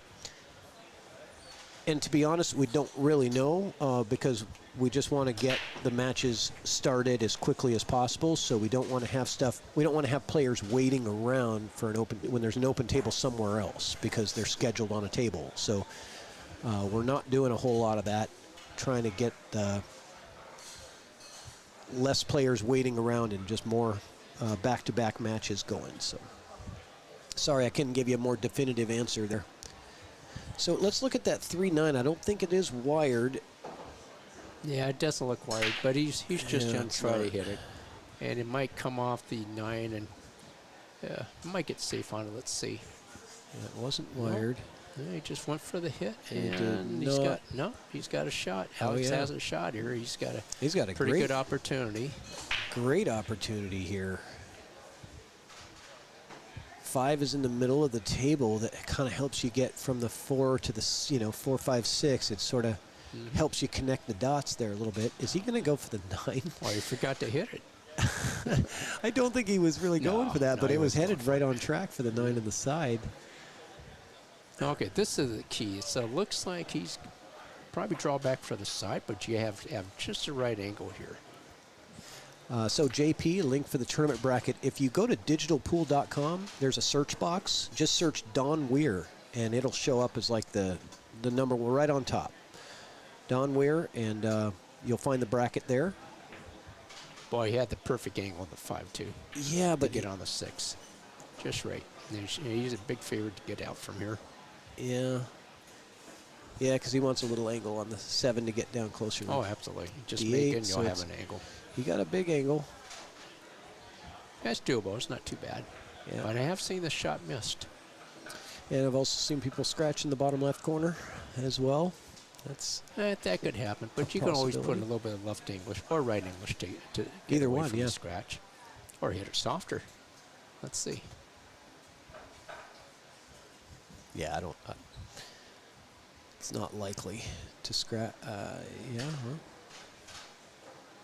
Yeah, He should you're be right. out. The side pocket wasn't play, but he hit it well. Corner, yeah, for sure. And this is Alex to go to 3. Ed had, I think, rattled off. I think it was 2-0. So Ed rattled off 5 in a 5 in a row. row, Yeah, sure. because we started off 2-0 in the very Yep. beginning. So Alex finally getting back on the board. Did Ed concede? He Yes. did. That's normal for him in that situation. So tell me, Dan, what point in your life would you say you fell in love with the game? I feel like we all as players have that moment where something just clicked and we said, I love this, this is so much fun, or I want to do this forever, that kind of thing. Did you have that kind of moment in your life? Do you remember anything specific that kind of made you fall in love with the sport? What's interesting, well, I had a table at home, so I think I started playing when I was 12, and I just always liked to play. I never thought about how good I was going to be or anything. I Yeah. just played. Yeah. and you never wanted to stop. No, Yeah, never got bored of it. no, I didn't. My homework might have suffered a little bit, Yeah. but I sure had a lot of fun playing pool. I remember for me, it was when I first learned the safety game. Because, as we've learned pool as kids, we just kind of play all offense, just trying to put balls in the hole, right? When somebody taught me about, ball in hand and safety, and I had started learning the strategy, I got real interested. That's when it flipped my gears, because I like chess and I like strategy stuff, and I like to outsmart people, in situations. For me, that's what it was when I learned that you could be strategic in pool, and it wasn't just about putting the balls in the holes. No, there's a lot of aspects of the game. Yeah. Yeah. So you probably like one pocket too. I love one pocket. I wish I could execute better, but I love playing the strategies, and I love having so many options on the table. There's for sure. hundreds of things you could do, and and knowing exactly what to do, it takes a long time to get the right experience and see what the right shot is for you. yeah. The right shot for, say for example, the right shot for Tony Chohan may not be the right shot for you or for me, because he's so offensive and he shoots all these crazy shots. It's a game that there's no you can't say anybody plays it the right way. I mean, because it's very personalized to your strategy and your strengths and your opponent's weaknesses or whatever it is. And yeah. Oh, absolutely. I love it. Yeah, it's a fun game for sure. I don't think I'd ever get bored of it. Okay, how did he hit it? Yeah, he hit it pretty good. Hit it good? Yeah. And left him a kick shot. I don't think he can see an edge, but we'll see. Definitely looks like a kick. This is an interesting question from Togo West. Let's see this kick here. Well, 3-ball almost went Okay, in. not bad. Yeah, good. And hooked good him, kick. looked like. Do you think there is a future for shot clocks in amateur tournaments, maybe starting in Final 16? It's an interesting question. I think there's I don't know. It seems like local terms there usually isn't a shot clock, because it's not on a pro level. But I've seen amateur tournaments where two people take too long to shoot, and if they're going to hold up the match, say they're two known players to take a long time shooting, they may put a shot clock on that match because they know they're going to take a lot of time. So I've seen situations like that before. So I'm not sure that if they'll put shot clocks in tournaments or not, but they could eventually. Who knows? I have opinion on shot clocks. My opinion is, I think it's exciting. I think it adds to the excitement, because to watch it and to play it. Oh, that was an unforced error there by Alex. That could be costly and potentially put Ed on the hill if he can manage to. Yeah, he's probably playing safety here, but he could bank the 2 back. I don't hate that shot. He's a good banker. Yeah, it's not easy just to cut it in. It's not, because get on and you something. also, that cue ball is going to be, going back and forth. You got all kinds of obstacles in the way. Yeah, very tough to play position, I think. It is a little tough to play a safety here as well. That's why I was kind of eyeing up the bank. He looks like he's cutting, doesn't he? Yes, he does. Let's see where he's going to go with the cue ball. Oh, he tried to spin it. Yeah. Okay. Foch Garcia says one pocket is his favorite game. Had the privilege to play a lot of champions. Cool. Very cool. So back to the shot clocks thing, because that's interesting, because you got this ultimate pool going on in the U.S. It came over from Europe, and it's getting big in the U.S., and they do shot clocks for league matches, right? Oh. And they're fast, like 15-second or something like that, And the players seem to really like it. It adds a lot of excitement and pressure to the game that,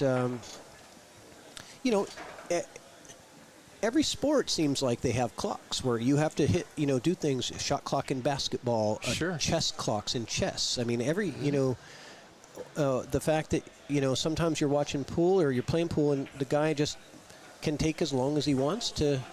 There's no real hard and fast. Nice shot from Ed using a lot of spin to hold that cue ball to the rail, and I like that shot a lot.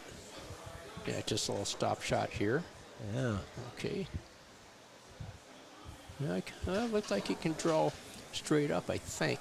He might hit the 7, or it can come between the 7 or an 8. Let's see which way you can go. Oh, yeah. Yeah, right into the Perfect. 7. And I really like that shot that he had on that 3 ball. He put a ton of spin to get that cue ball to hold to the rail.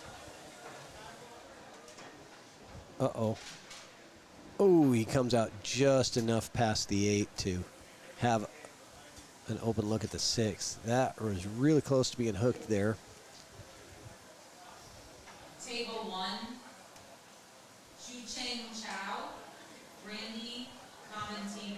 Oh, that's going to be a good match. Table 1, Chu-Cheng Chow versus Randy Comentino. I like that matchup.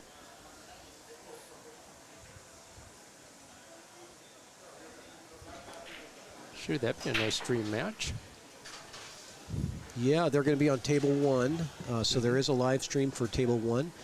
We have 8 tables being live streamed at the same time simultaneously here. If you go to our YouTube channel on Evo Sports Streaming on YouTube, there's a playlist for the Don Weir Memorial. You just tap on that playlist and you can see all of the matches for this tournament, the ones that are live and the ones that have already happened. So it's all nice and categorized for you. All of the streams. Okay. Okay, it looks like it's Yeah. pretty easy out here. yeah, So it's should pretty make good. it 6-3. Yeah, this has been a pretty nice run. He almost got into some trouble there getting behind the 8, but he just got past it enough to have a good look at the 6, and should get him on the hill. And I saved a replay. I think I saved it in time. That I think it was the shot on the. I think it was the 3 ball or something. Yeah. So let's see if I save it. Right? Yeah. to get on- Watch oh, this. oh, this shot Yeah, here, this shot. okay. Watch this. Oh, did he have to jump? He jumped out, right? I just saw that. I didn't Was there a realize jump that. shot? Or I, not? I think Maybe not. I think he was Maybe not. actually. He was just jacked up, right? Yeah, I think he was actually. Let's see that again. Yeah, just had a Just jacked jacked up. up, but look at all the spin on the cue ball, because I don't know if he was intending to hold it inside the 4 to get to the 3, but that was really impressive. And then he gets out from there. What do you call that? High karate? Is that?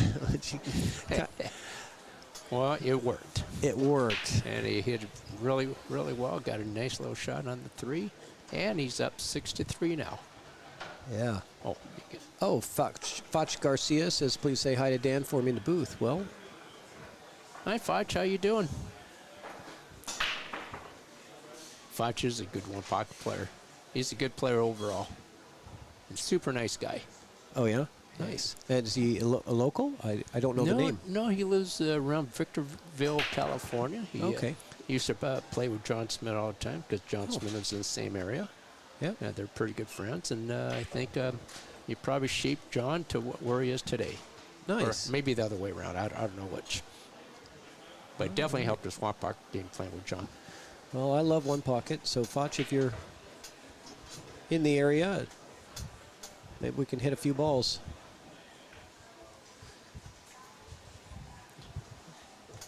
Yeah, Victorville is on the way to Vegas, from LA. Okay. So All right. Yeah, I love one pocket, but for me, it's hard to find players that want to play because I kind of live in a rural area. We don't have a huge pool scene, and so there's only like 2 or 3 players that like to play one pocket. Triple G is one of them. So we match up sometimes, but I want to play different people.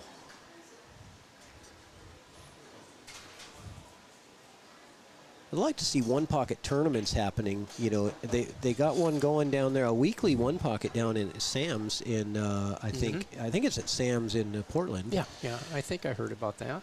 But there's not one, and I think Randy Comentino was talking about one for 128th Street Billiards. He was talking about wanting to do Yeah, like one pocket tournament. like an invitational 8-man tournament, something like that. Yeah, I mean, even a weekly where you just have races to 2 or something. that'd be or, fun. That'd be fun to Yeah, like a Or maybe- $40 buy-in or something like Sure. that on a weekly, and I think that'd be a lot of fun. Sure. Yeah, maybe like on a Saturday or something like that. Yeah. Okay. Good save. Did he cut the window? Yeah, looked like he hit a window. And the 1-8 plays. And I didn't update the score. Sorry for you guys. I'm slacking over here. Ed is on the hill, 6-3. Sorry about that. What's up, Chad Raswick? Live on the TVs at Scratch Billiards for the Friday night tourney. 37 players watching. Very cool. Hi, Chad. Good luck at Scratch. I like Chad. Hi, Good guy. Brian.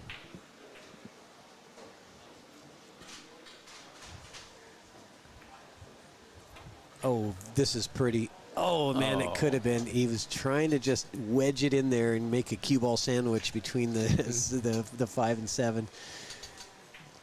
Just doesn't get enough of it. Might try to get behind the 7. Maybe the 2 ball. Let's see. Oh, yeah, pretty easy to get behind the 2 right there. And that's really good because the 5 is kind of in the way of the 1 rail kick, I think. Let's go to the side view and see. Yeah. Yeah, it does make it a little tougher. He's going to tie it up? He's going to take an intentional foul, tie up the balls. All right, but he still has a 1 Oh, on the I don't side. like this. With the 3 foul rule, you're going to just.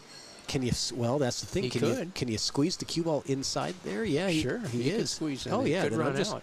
going to pop that thing and just glue him to the back of the 6. Or he could try to run out. and put him on 2, or he could try to run out. Or do what you said. I mean, that's the easy, Yeah, for easy sure. shot. You don't have to worry Go for about the 3 messing foul. something up. Yeah, and if he gets a good hit, then then you're okay. But And this is not easy. no, to this hit. is where Ed's would say dollar no hit. He would say, I wouldn't like anybody chances to make this no, as possible. yeah. I'll bet you $1 is no hit, and he's going to be on 2. And the way that the 1 stopped close to the 3, that makes the 3 foul attempt all the more. Plus, he's elevated over the 6. Yeah. So let's see, 3 rails. He's going for 3 rails. It looks like. Oh, Yeah, he's moved the 2.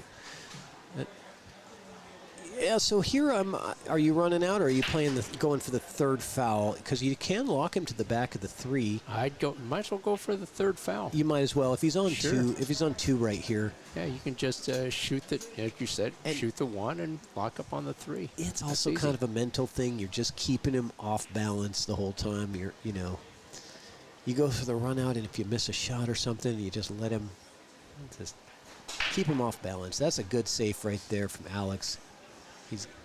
Ed's going to kick 2 rails at the 1. I think he's going to hit this. I don't know, something like that. Maybe I didn't draw it right, but Yeah, but that's that general idea. yeah, 2 rails. he's using parallel shift, right? Yeah. He's just so hitting you that- find the midpoint between the cue ball and the 1, Yep. and then towards Which the is pocket, what he's doing right here. and then you parallel out. Parallel shift Straight. that exact same Yeah. line.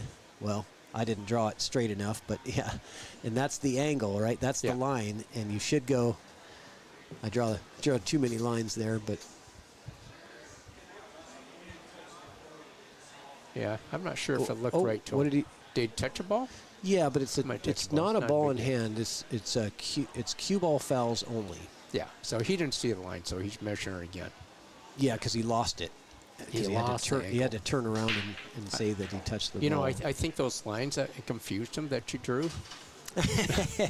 Yeah, you didn't know it goes up on the table. Yeah, that's right. Oh, and he's got the 3 fouls, so Alex wins on a 3 foul. Okay, nice win for Yeah. Alex. Good safety play. Yeah, I like it. Very good, very good. Okay, 6-4. so Alex's break. Yeah, he survives. Okay, if he can win this one, he can make it real close. Well, they're going in streaks, right? Well, no, I guess Ed had 5 in a row. Alex had 2, then Ed had 5 in a row. Then Alex won 1, Ed won 1, Alex won 1. So that's been the Well, I don't think Alex likes that pattern, so nope. it's not a good pattern It's for not a Alex. good pattern. So he might have you- to break the pattern right here. It's pretty hard to. I mean, if you want to win, you'll have to break that pattern. You have to. You can't give up 5 in a row in a race to 7 and have a whole lot of chances to win, but yeah, anything's possible. We'll see what happens. He only needs three racks to go his way. All right. Nice. Oh, they're using the pennies too. Does that mean they're not using the? Yeah. Well, the board normally up there? all the other players have this tablet on the table, but I didn't have a stand for it, so I had nowhere to put it, Okay. and I didn't want it to just lay flat on So the table. this is convenient just to have it here. Yeah, I'm just helping them out. But I'm a bad scorekeeper. They do a much better job than I do.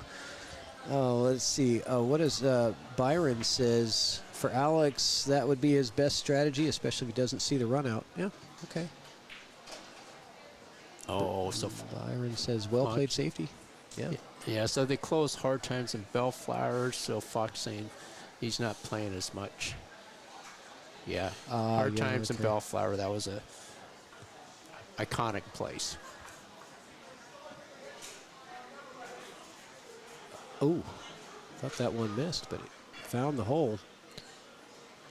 Okay, Byron commented that he'd like to see some straight pool tournaments here. Well, that'd be pretty cool to see too. Unfortunately, there's not a whole lot of pool rooms up here, but it'd be great to see. Yeah, 128th Street's probably the best place for that, because they've got all those 9-foot Brunswicks in there. Yes. Gold crowns. Yeah. And I think those are the best tables to play a straight pool on, in my opinion. Well, they do have the Ox too. They have some Ross on tables. Yeah, there. the Ross on tables at Ox. So that's an option. I always feel like straight pool is such a classic game that it should be played on a classic table like the Gold Crown. Oh, yeah, Just for it sure. feels like that table was made for straight pool. So we're going to see a 5-9, 5 and then a 6-9, and this match is going to be over, guys. That's what it looks like to me. Yeah, 98%. Yep. I got pretty good on it. Ed Hobbs looking to advance, and he does. So good job, Ed Hobbs. Congratulations. Well played. And that was a lot of fun. Did you do that? No, that was the live audience. You didn't hear? Yeah, they were all cheering and screaming for Ed. He's got a lot of fans in the building, He didn't does you? have a lot of Actually, they were fans. clapping for you and your commentary, Dan. So, Oh, thanks. all right. Well, How I don't about know. that? Yeah, I don't know what we have next, but I got to stretch my legs to get out of the booth here a little bit. And but we'll be back shortly with more action. Like I said, go to the YouTube channel, Evo Sports Streaming on YouTube, and find the playlist on our channel called the Don Weir Memorial. You're going to see all of the streams happening on there. Pick the one that you want. They're labeled Table 1 or Table 5 or whatever you want to watch, and you can go channel surfing over there and see what sounds good. Perfect. I got to try it. I haven't tried that out yet. Yeah, it's now a lot I know of fun. what to do. All right, thanks guys for watching. We'll be back shortly. Stay on the stream, and we'll be back soon.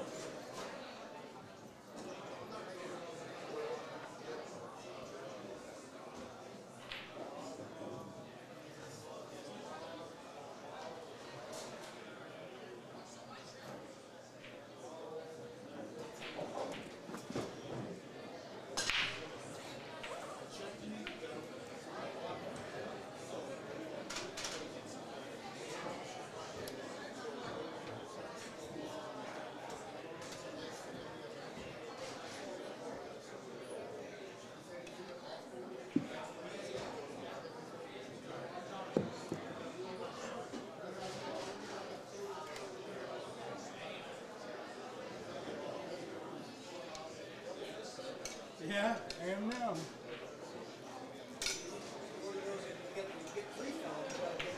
Yeah, I needed it. I didn't even dig into him. I was ready to.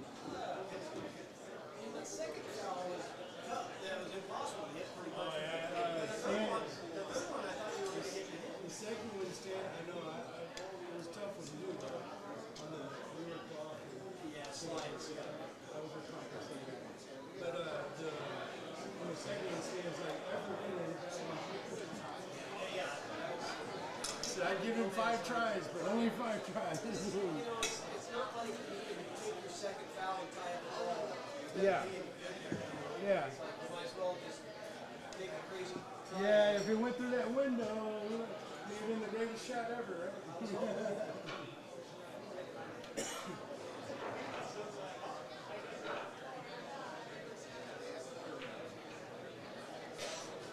Come on through, sweetie. No problem.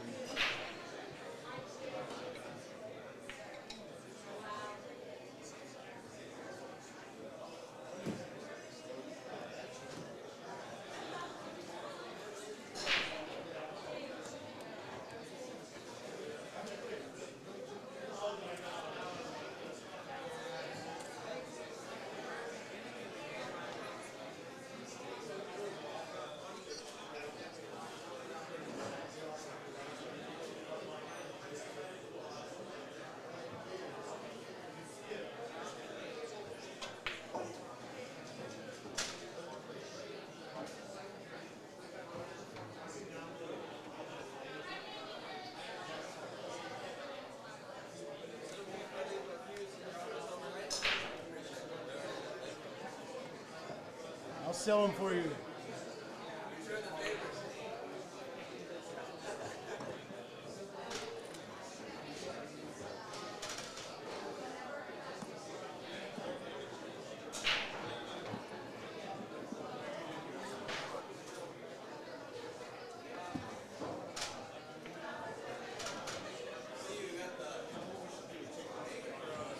Fuck yeah, dude. The service is kind of busy, so you might as well get 2. Well, I drink.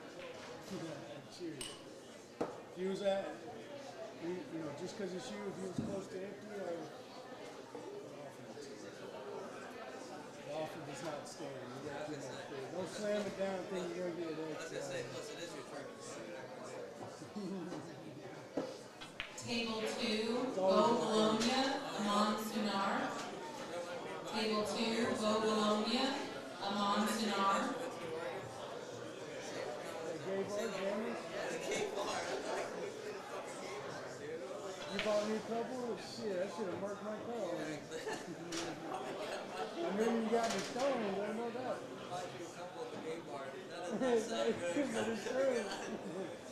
I mean, jammers. Definitely a gay bar. Did it really? Yeah, nailed it. That name says it all. It's like hardcore fucking S&M shit or something. Fucking brutal. I felt pretty gay after we lost you guys. You guys jammed us right. You guys jammed us hard, dude. Jam right out of there, too. You guys jammed the shit out of us.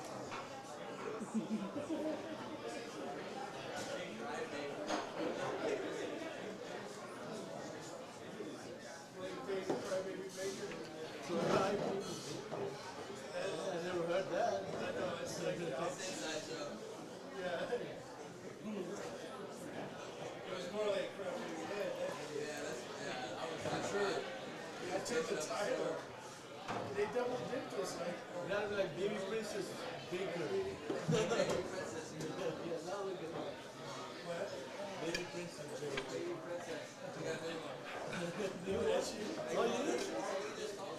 That's a monster. What's going on, Bo? Long time no see.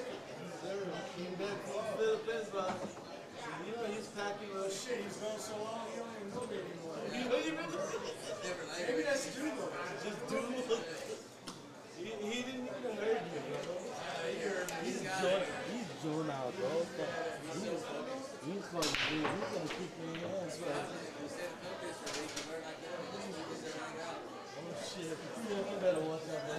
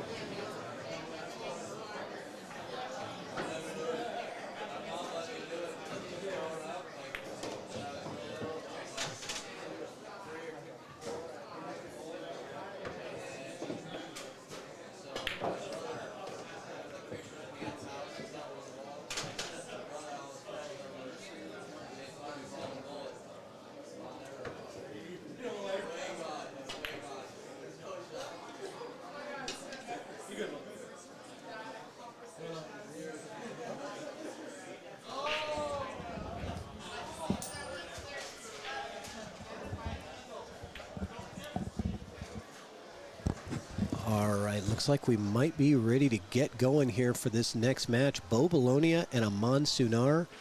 And I'm going to change your name. I do not have Dan Louie in the booth any longer with me. I have another special guest, if I can find, there it is. Special guest. Keep people in suspense.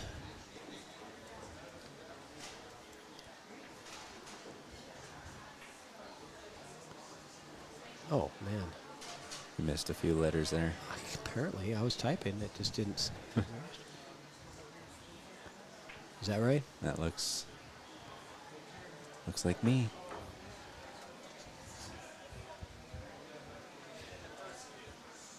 Thank you, sir.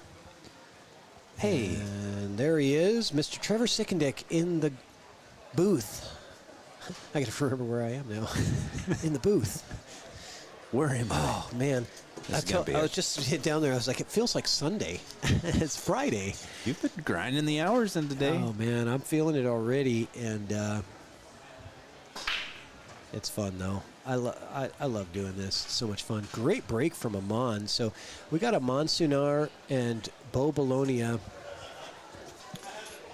Both great players in the Pacific Northwest. Both of these guys win lots of tournaments in the local area. Always competing. Always looking for action. Always grinding. Yeah, I've lost to both of them on a number of occasions. Yeah. They play strong. I have too. Yeah. I've only played Bo the one time at the, I think it was a 620 and below or 622, some random number that Jesse put on. Yep. And man, he played so strong. And this is really a close match. These players from Fargo rating standpoint are very similar. Bo not happy with his safety leaking out like that. Yeah, both of these players are right around the 620 speed and 620, 630-ish speed. Yeah, I thought Bo had got up in the low 630s. Is it? Okay. I think so. Yeah, when Bo got out of the military, so he served in the Army for a number of years, just recently retired from that and started, I mean, he's been playing pool his whole life, but he didn't really get a Fargo rating until he got out of the military and he started doing tournaments. And I remember seeing him, he was like my speed, he was like a 570 or something. And I thought, oh, you know, I'll try this guy. I was like, wow. Wow. Yeah, okay. That's where robustness comes into play. He has not gotten enough games in the system for it to track him. Yeah. He shoots really straight. He got a really good touch around the table as well. Yeah. And Bo is from the Philippines. Yeah, I think family in the Philippines. I think he just got back from a trip out that way not too long ago, if I remember seeing right. Yeah, he did. And he went and played in some great events out there. I always told him, I said, man, I want to go. You know, I want to go one of these times just to, you know, but I would love to have, you know, sort of like a pool tour guide, you know, that can just kind of guide me to the right places and the right people so that I'm not getting, you know, killed or something. I don't know, you know. Not even necessarily killed, just being comfortable and knowing where you're going. Yeah, exactly. And then I thought about it. I'm like, man, that would be really cool. I bet there's a lot of pool players that want to visit the Philippines but don't really know, you know, how to go, where to go, who, you know, who to talk to. And that would be an interesting service if somebody started like a billiards tourists Philippines kind of, you know, hey, you know, you fly out there, you meet with them, maybe they, you know, help you with hotel or travel arrangements or whatever to get from one place to the next and help you know where the tournaments or action is happening and that kind of thing. I think that'd be a good idea, and I bet a lot of people would be interested in that. I agree. So much good pool being played out there. From what I hear, pretty flat. Yeah, look at this draw shot from Aman. He was flat on that ball, and that was the only way to get back out. How are you playing this? Are you playing it with stun coming across this way? Or are you playing it with a high ball and coming around to... Oh! Did you hit reload? That's a new button. Yeah, it's When's that been put there? my admin. Oh, I'm so sorry. That's okay. You killed your. I don't know how he played that because we missed it. Well, That's we all can right. watch on the replay. Yeah. Yeah, he drew it. That's what I was gonna say. I didn't like the top because I felt like your window was a lot smaller of getting in trouble. But Bo takes that one down. Can I still be Wait, heard? sorry, was that No, that was Aman. Aman? Sorry, my bad. I got you. A monster. His nickname is a monster. He's got a jersey with that written on the back. Yeah, I'll get Can I you. still be heard? Yeah, you're still. Yeah, it's Oh, okay. you're just on my. Well, I just wanted to apologize. There's a Local mic button on the top of our screen that's not typically there, so I just clicked on the far one on the left, and You don't have that button, do you? I don't have that button. I'm not. I think I know this. Yes. Yeah. Yeah, you don't have admin. You don't have admin privileges. That's okay. That's the special kill button, man. You hit the eject button is what you hit. Yeah, that's why I don't have those privileges. Is if there's a giant red button, I will hit it, even if I don't know it's there. Ooh, what's this do? Exactly. As soon as I clicked it, I was like, wait, that's not what I'm Yep. expected to see it say. You booted us out of there real quick. But we're back. No harm done. Nobody got hurt. My feelings got hurt a little bit. I'm blushing. My cheeks are hot. Oh, that's just because it's hot up here in this booth. Yeah, well, it got hotter when I did that. I thought I shut the whole stream down for a second. I was like, oh my goodness. All right, moving on. Bow to break. All right, let's see how Bo's break works out. You know what I've learned at this tournament is look like at this 9-ball. just dangling. And Nothing. as a dry break, that is dangerous. Yeah. Sorry, go ahead. I interrupted you. Oh, no, you're all right. That was You an said- exciting break. I was just saying, like, watching all the different folks break the balls, you can tell people that have spent a little time racking with a wood rack because it is a skill. Yes, it definitely is. Like, I just seen that Bo had turned the rack where the white dot was to the top section because sometimes the normal way will get a little sticky. Yep. Sometimes if flip it upside down, if it's one of the plastic ones, flip it upside down because it's got less, where the balls touch, less residue, Right. and so it doesn't stick. Yeah, there's little tricks like that, right? There are. That if you're used to doing that, you will kind of learn those. So that was a really unusual error by Aman to miss that combo. I would thought that was pretty locked in, and I think he might have been eyeing up the 279 after that, honestly, where he had ended up with the cue ball. But he missed the shot, and that gave Bo the opportunity, or Aman the opportunity. And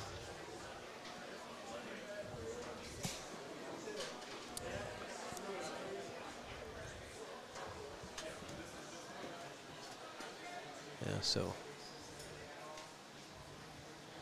Trying to see. I'm just not sure if he's kicking or going right into it. Yeah, he's kicking at it.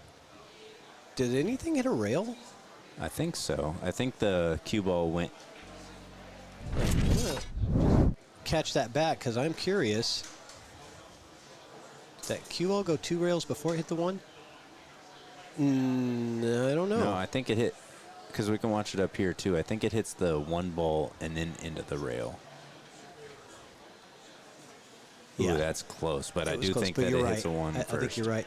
And there's, the 1-9 combo got missed. Wow. I don't know what is going on. So some errors there here in the beginning. And look at this. Are you playing this draw shot here, Trevor? I know you are, actually. Yeah, bank it in. Because even if you draw it to here, you're still pocketing the 9. You got here, here, here. You know what I mean? As long as you don't pinch it right between the ball and the rail. Got that huge area, yeah. To just, Yeah. see, that was a big pocket, or a big landing area for the cue ball. And Aman took full advantage of that other mistake. So Bo's had a couple errors already, and that one cost him dearly. It's funny to see my arrow going up and down. Yeah. My line. And actually, the last line that you left just before I disappeared it. Yeah, cleared it. That was one he hit. Yeah. Yeah, it was easier. That was the easier one because he didn't have to draw it as much. Right. Just let it slide over. And you have less chance of like following it into the pocket in some weird way if you run into it dead in the face and just. That's what I always think about is like, what's the worst thing that can happen here and how can I avoid it? That is exactly how do I screw up? And if once you know how you can screw up, then you know how to avoid it. Yeah, well. That's important. Yeah. Yeah. For sure. Man. I'm gonna check the chat going here and see what's on, what people are saying. Richard Phillips says, watching for the road, hope to play in this event again next year. Well, we hope to see you next year as well.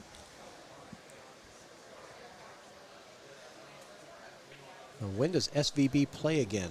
I would refer you to the bracket. I think SVB might be playing again. Yeah, he's playing again tomorrow.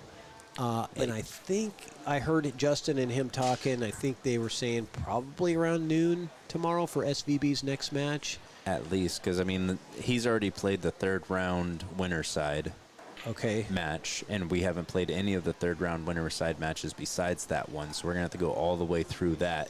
Yeah. Just to generate him an opponent. Yeah, I think Shane said he wanted to go fishing in the morning, so. Yeah. Yeah, I'm in the middle of a tournament, topside, you know, yeah. Good time to go for a little water time. Shane loves fishing. Okay, good kick with speed, and does that go in the hole? It sure did. Sorry, I didn't have the right camera, but it sure did. He kicked it right into the hole. I think I might have missed the replay as well.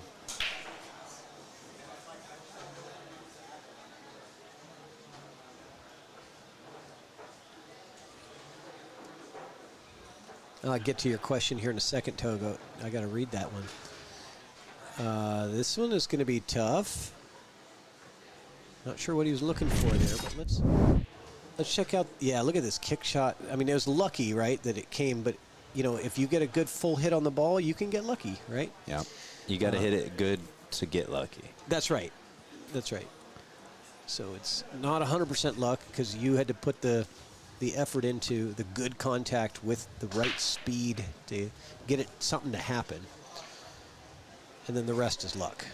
And that one, oh man, Bo is really having a hard time. And did I forget that to put Aman as he's got 2 now, doesn't he? He does. Yeah, thank you. Yeah, he shot that draw shot into the 9. All right, I'm going to read this. What do you think about having an option to pass back to your opponent who missed and accidentally full ball hooks you? Why would you pass that back to your opponent? That's what they call ultimate 10-ball rules. There's like ultimate pool rules where like you have to call every shot, including safe. So if you miss and you end up accidentally hooking your opponent, or even if you're playing a 2-way, you have to choose between the two. There are rule sets that have that rule.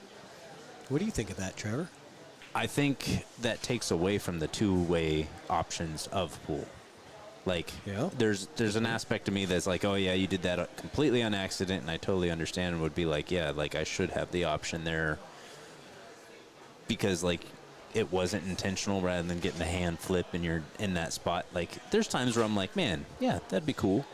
But it takes away, like, when you're playing a 2-way shot. Say you're playing a bank and you're sticking behind a ball, but it gives you position on your next ball.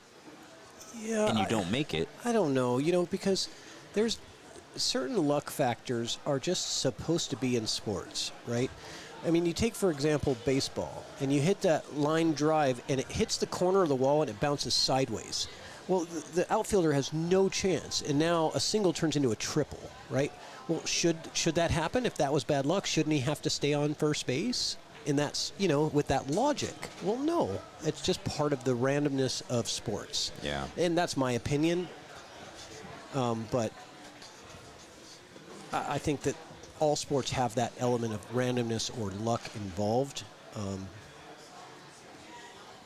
Yeah, no, I agree. Someone's questioning if the score isn't 1-1. I'm going to go back to confirm because I'm about 90. Both these players have the similar build and the bald heads, so I could have made the mistake, right? They are very similar build though, kind of stocky, similar height. And so I might have clicked the wrong button for the wrong guy. Been known to do that. I'm watching back now, so I'm going to be quiet for just a second. So Aman got the second game, or the first game, excuse me. Okay.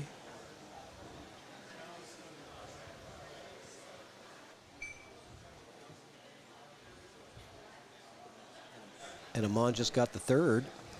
So, yeah, who made that 9-ball carom shot? Wasn't that Aman that did that shot? Yeah. Yeah, right? Yeah, Aman made the carom on the 9 in rack number 2. Yep. And then he just closed out rack number 3. And it's 3-0. It is 3-0 Aman. Oh, yeah, and there is coins on the table, too. You can see the coins say 3-0. That's our double check system. But video evidence is always good to verify. Yeah.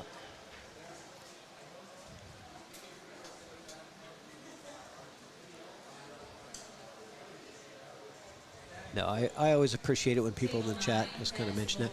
And again, I'm new to being a scorekeeper.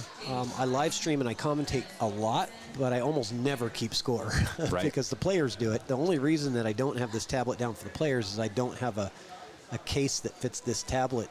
And so it would just be laying flat on the table instead of standing up, So we're going to wall mount it tonight, so I don't have to deal with that. And have those questions happening? Cause No, I just lean out the window and yell at the players to change their score. I can do that much easier than trying to keep track of stuff.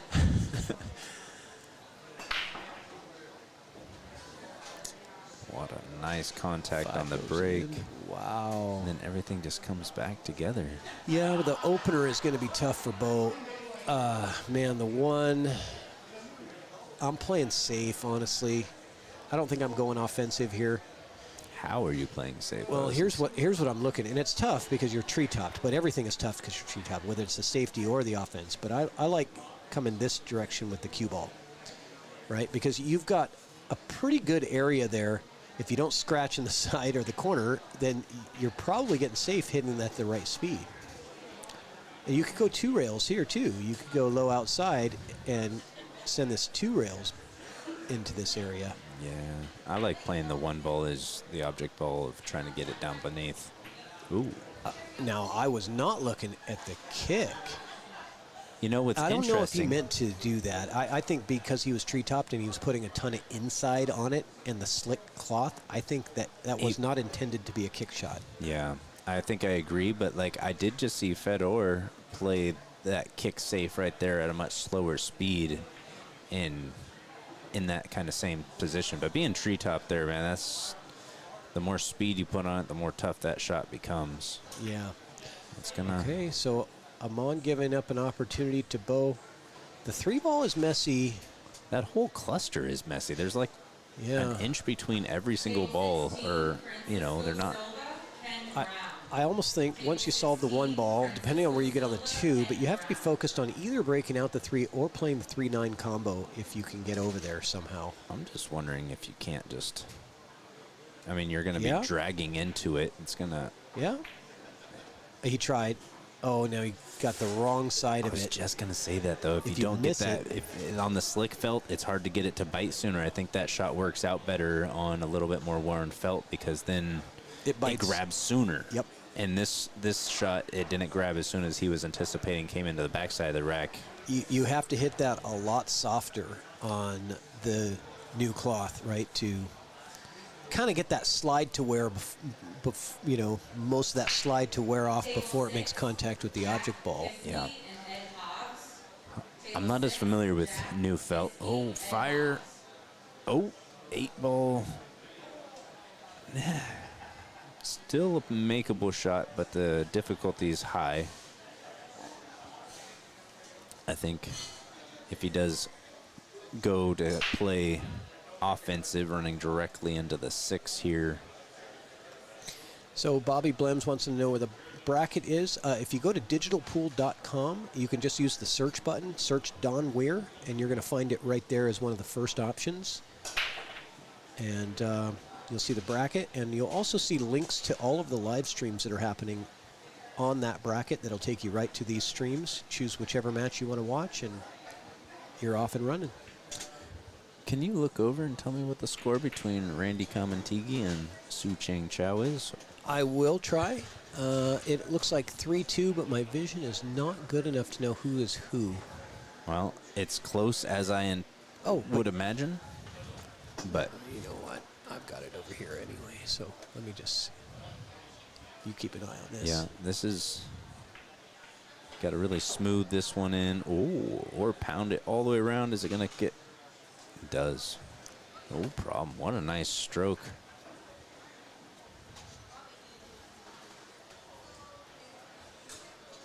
Shu Cheng is up 3-2 over Randy Kamanteague.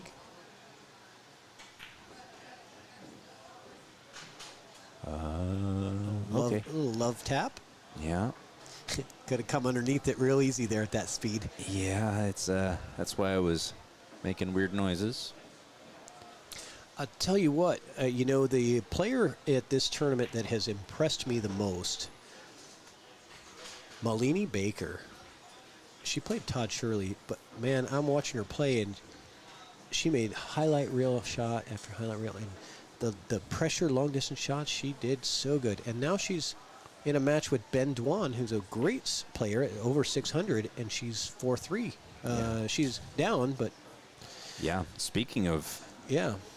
tough spots, this is about as 50-yard line of uncomfortability as it gets. It sure is. Do you go Like- for the bank because of that? No, I think you can pocket this without being too concerned about the immediate side pocket, but I think the return side pocket is A little larger? a little larger. Yeah. Just like you said, man, that was a great shot from Bo. Wow. I like that one, man. That was Aman. I'm sorry. I meant Aman because I saw him, but I said Bo, didn't I? I got the score right, though, so that's good. Let's check that one out. That was a really good read. Man, he smoothed that in so clean. It was very smooth. Pure heart of the pocket. Yeah, dead center. Man, this is why they call him a monster. He's just so unfazed by the shot at hand. He shot this shot on the hot seat and chill match against who is it? John Baldwin. And I'm still thinking about it. That was almost 3 weeks ago. It's still stuck in your head, huh? Yeah, I mean, just hit it so smooth and pure.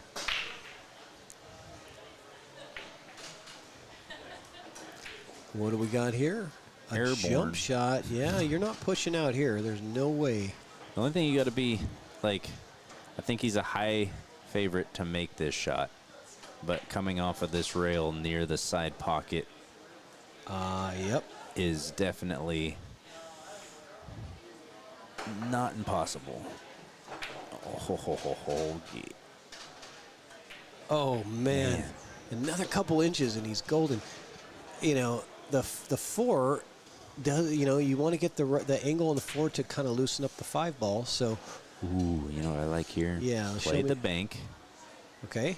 and be stunning down here and trying to get that. Well, what happened there? Was that a miscue? I think that was just a little misjudged, the way he's kind of shaking his head.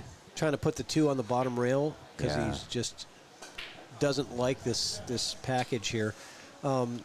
With the 8-ball there, though, it's not a bad, like, you might be tempting a guy to, like, try and make something happen, but I feel like the angle to miss... You think he's setting a trap? No, I don't think so, but, like, it could play out that because, I mean, like, if this is your line here, you're going wide.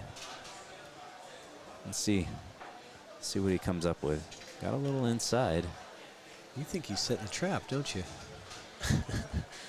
Oh, he's got good. This is perfect angle. Oh, I'm so silly. Yeah, this is the 4 here. I thought he was playing for the 5 next. Yeah. No, it's okay. It's hard to see the dark purple ball. Yeah, so that's why I was focused on getting the correct side of the 4 so you could bump out the 7. And Yeah, he got absolutely perfect. Jeez. Great shot from Bo. Really? I should have hit the replay button, honestly, but I missed it. Like,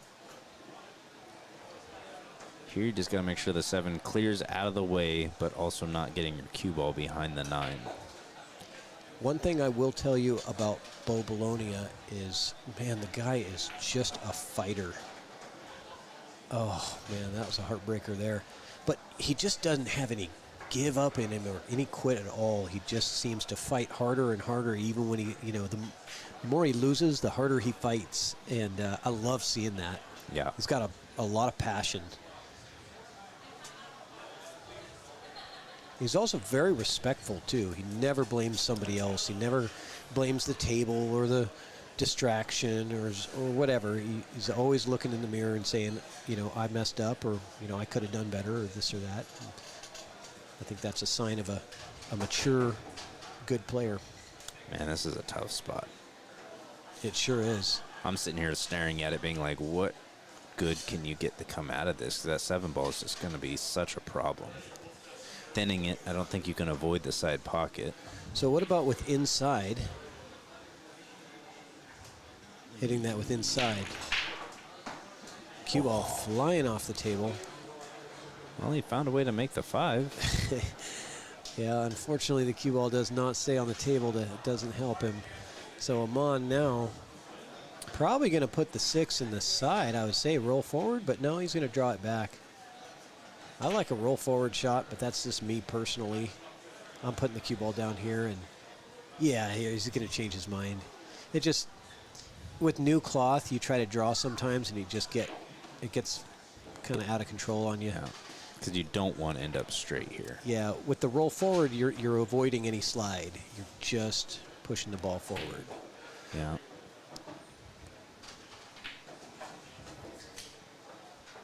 Slightly below center.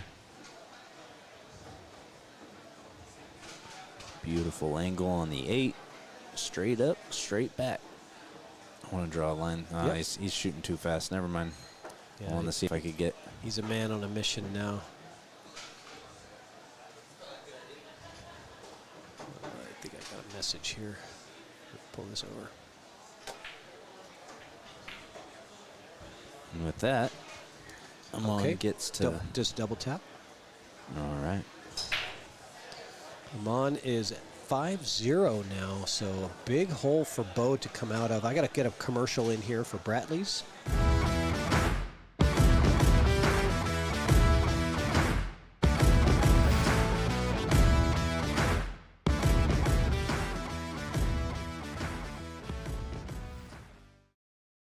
Check out Bratley's Billiard Glasses. Rainier Sight and Sound, thank you very much for sponsoring this event. Your support really helps make this event extra special, helps pay for a lot of the things that are happening here. What a special event it is. Like, just the community, that dinner, the stories, and the camaraderie that was happening there was really just a joy to be a part of.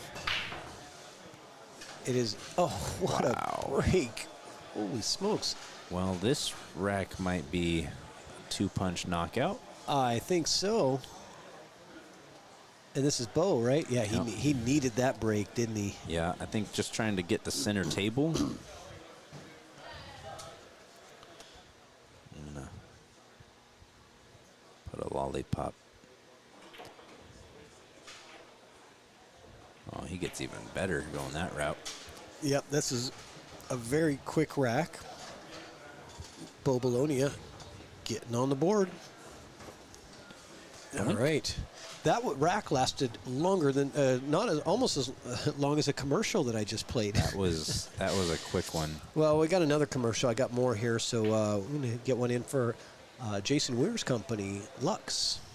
Here at Lux, if you can dream it, we can build it. Work with our designers and create one of your own custom Lux electric cars. All of our custom cars are made in the USA and manufactured right here in the desert. Every Lux car comes with a 5-year warranty, and we offer concierge maintenance service right at your home. Elevate your style. Visit our showroom today and start designing your very own custom Lux electric car. Lux, the name you know and trust in the Coachella Valley. All right, check them out. If you're a golfer, check out Lux. I can't read that. That's too small. You gotta hold that away. Wait. Give me your phone.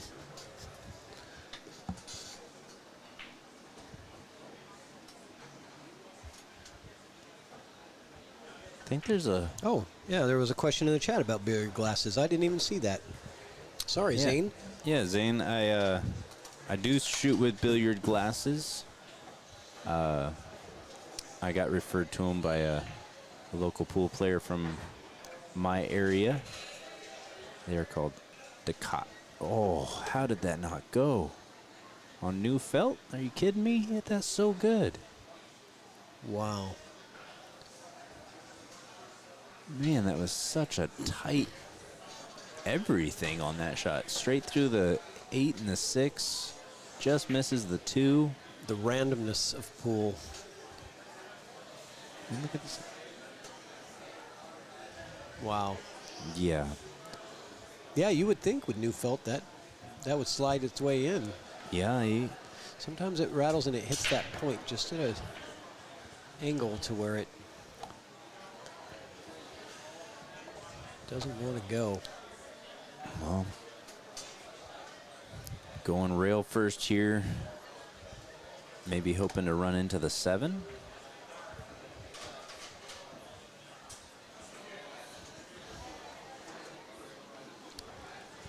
The cost on these were, ooh, just draw it. Look at clean all that out. draw. Sorry, that was such a great shot. Yeah, that's new cloth draw right there. You can.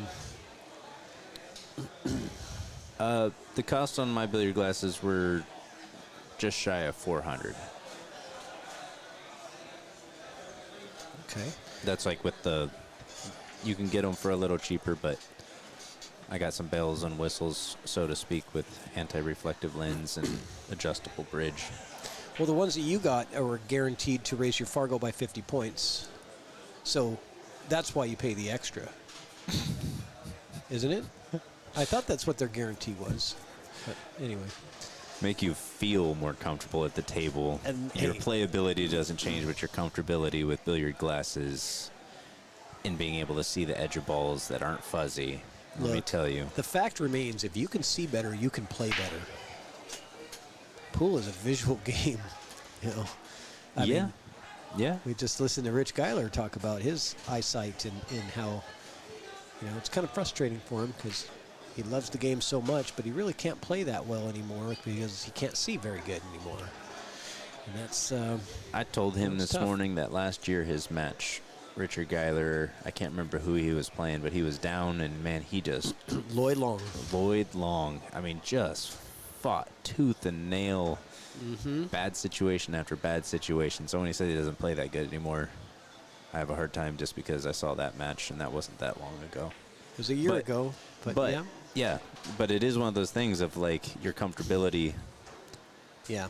So let's watch this shot. Does he have to break out the 5-ball here? I don't know if he does or not. I think so. I think he does too. This has got to be, he's got to be careful here. I think you want to run into the 6 if you have that kind of control, the top side of the 6. So it kind of breaks that whole cluster out without really disturbing the 5 from the side. But Where does your cue ball go though? He was definitely trying for the breakout. And again, I think the slidey cloth is getting to him a little bit. yeah, Yeah, he's kind of wondering. He's like, how come that didn't go where I wanted it to go? And the lack of bite can really change your angles. could be looking at the kick combo carom 6 in off of the 8 into the 9, hoping on a prayer situation because I don't. Oh, I see it. A hope and a prayer.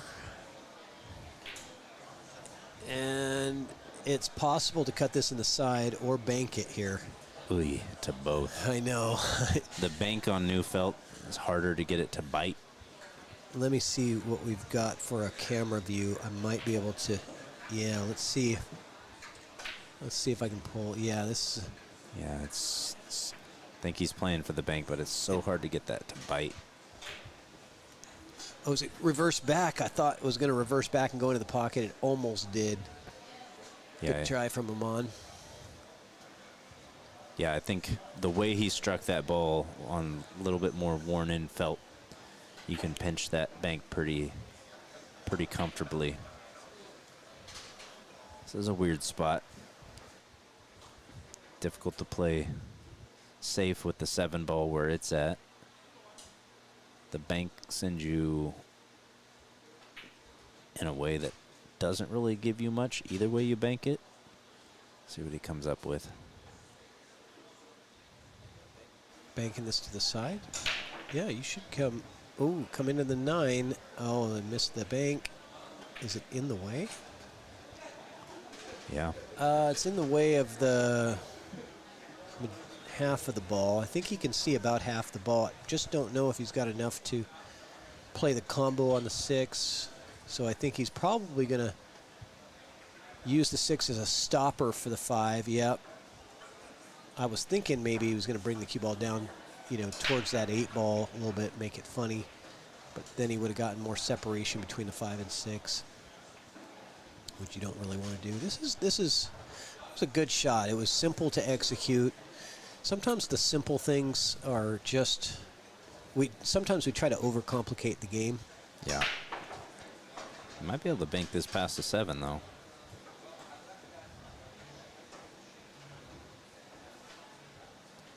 It's going to leave quite a bit of distance, but it's got a small enough angle, I think, that you can miss the 8. Yeah, Aman is incredibly accurate with distance, being that he kind of grew up playing snooker. He's not phased at all by distance, especially on a small table. Just misses the 8, gets perfect line. Yeah, this looks really good. Probably going to play the 7 in the top left corner. Yes, sir. And another good line. Should be able to draw to the side rail and back down to the 8.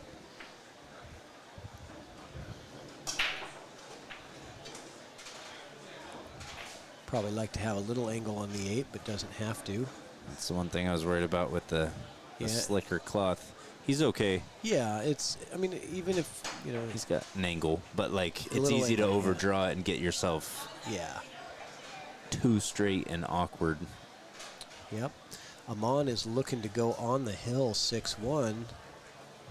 Look at how long his bridge is.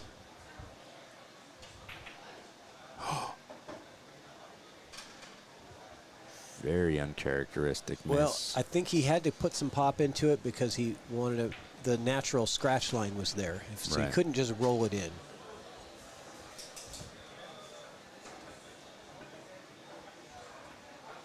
And Bo gets away with that one. Little lifeline. Yep.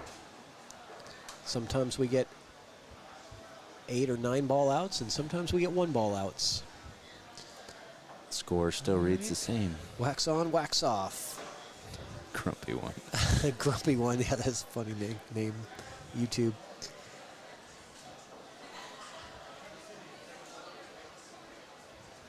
Score is correct. These two just look alike. So, Aman is from Nepal. I think somebody asked me earlier. Grew up playing snooker. His brother is a competitive snooker player. But Aman got more interested in pool. And it suits him well. But he can still play snooker. But his brother's a really good snooker player from what I hear. I've never seen him play, but...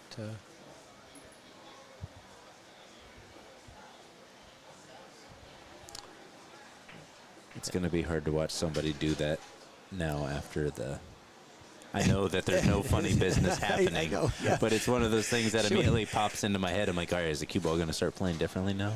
Yeah, but as much slide as he's already getting, I don't think he wants more on No. it. So, yeah, talking about Waxgate, everybody kind of looking at people now differently when they're rubbing the glove and the cue ball on the rail. And, of course, Bo's not going to be putting anything on the ball. But Definitely not. Yeah. It's just crazy how one scenario like that makes you look at a situation that you see all the time differently. Right.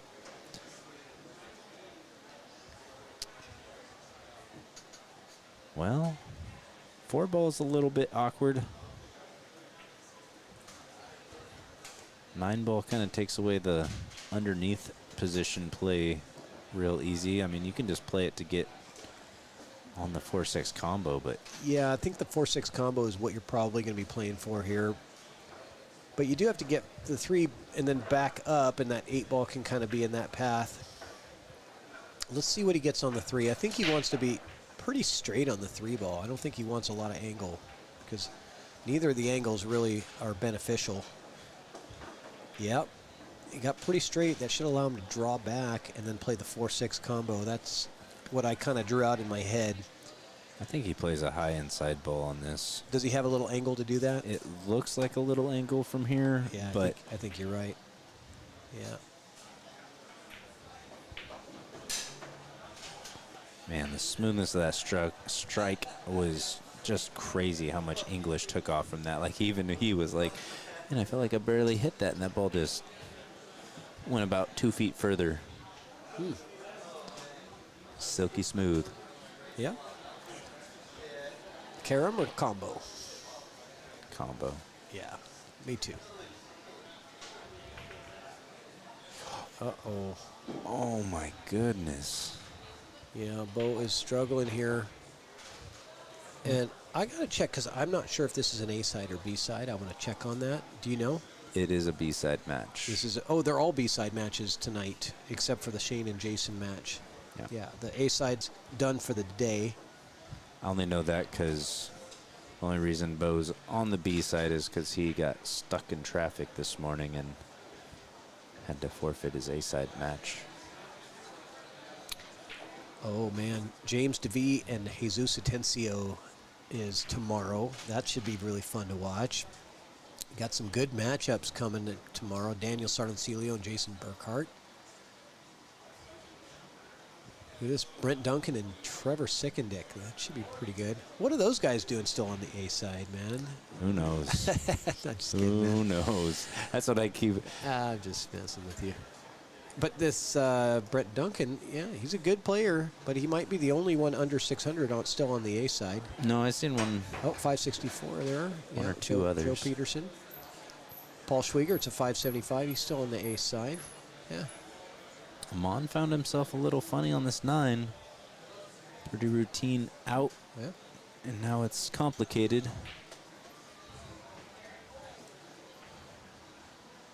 Back cutting it in, looks like. Got to watch out for the 2-rail scratch back at him. He hit it Wow. really nicely. So that's Bo? Yep. No, that was Aman. That was Aman. Sorry. Yeah, Bo had that unfortunate scratch just a minute ago. Yeah, that's right. Aman. Sorry, I was busy looking at the bracket, just checking out. There's still a lot of play. A lot of pool to go.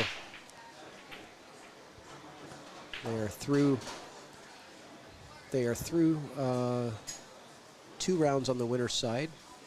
They're into round 3. The only match that was played out of round 3 on the winner's side was the Shane Van Boning and Jason Weir match. Lasted all of 18 minutes. Oh,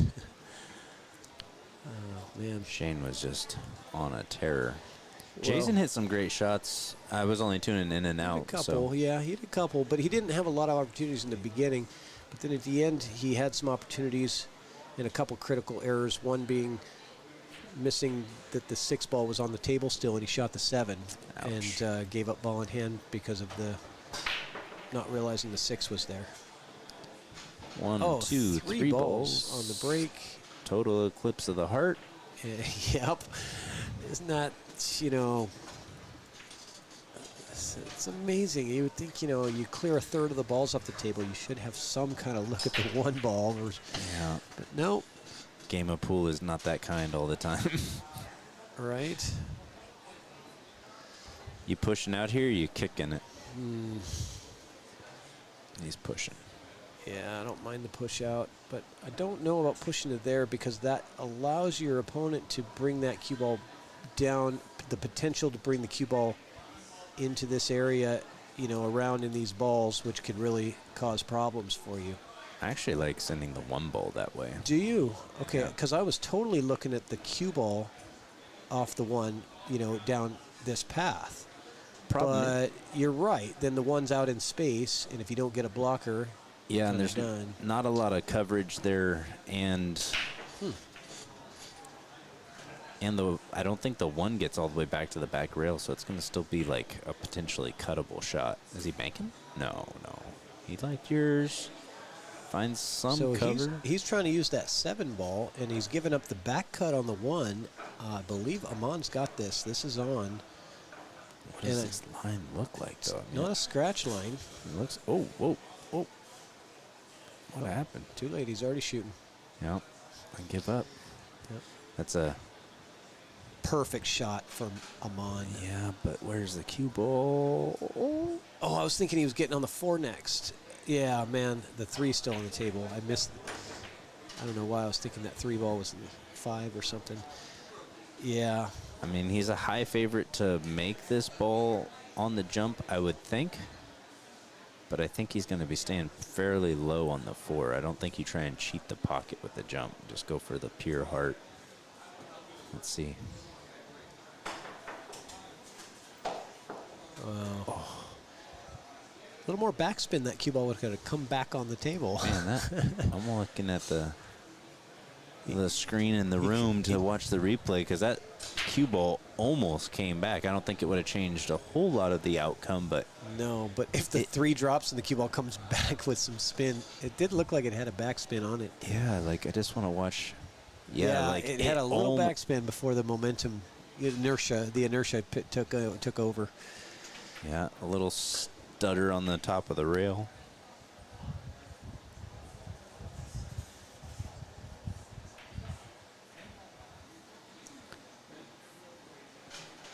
Wants a little bit of angle. Now you'll probably see him draw. I think he's got a little bit of an angle to stun over. If not, he'll draw straight back. Yeah. Oy. He's got the line that's going to draw him right to the 9 ball, right? It's just that slight angle that's going to bring the cue ball back close to the 9. I mean, you could play just a high ball here and try and come around 3 rails, but Yeah. Is it harder with slidey cloth, though, to do that than It to is. draw? It is, right? It's much easier to draw, but the draw takes you very close to the 9. And so that, yeah. unless you hit the perfect speed where you get it to kind of come right down to the rail, but I think he's banking and he's going all out. Unless you want to try to do a little thin ticky and send not a ticky, but a super paper thin cut. Yeah, right there on that side. Play and high inside and just kind of. bring the cue ball up. I think that's the right play, actually. I think taking the offensive is too risky here. You'd like to give him the same bank, but from 7 feet away is what you'd like to do here. Yeah, and preferably in line. Yeah. And the 9 ball is close to the rail. Like if I had all my wishes in this shot, now it's result. Right. Yeah. But 9 ball on the rail, cue ball on the other rail, and straight on it. But he goes for the cut. Well, When he actually got what we were talking about, but in a different sort of way. yeah, that's.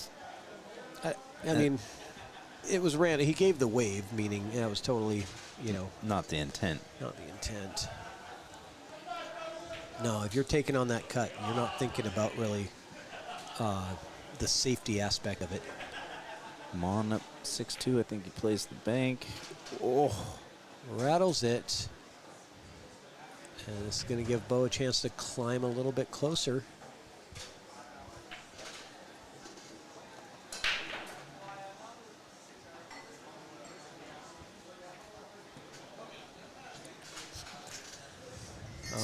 yet.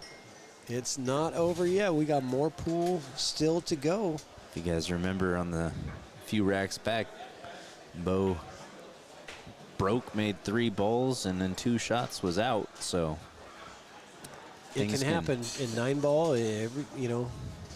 The break is just so heavily weighted, as far as the importance of a really good break. But the wood rack just takes away the consistency part, right? Takes away that. I'm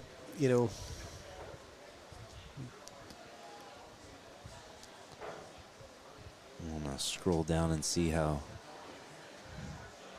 my co-host Zach Zager was doing on the B side. Oh yeah, I can go to live match at live scores unless his match is already over. I think it will likely be over by now. It is.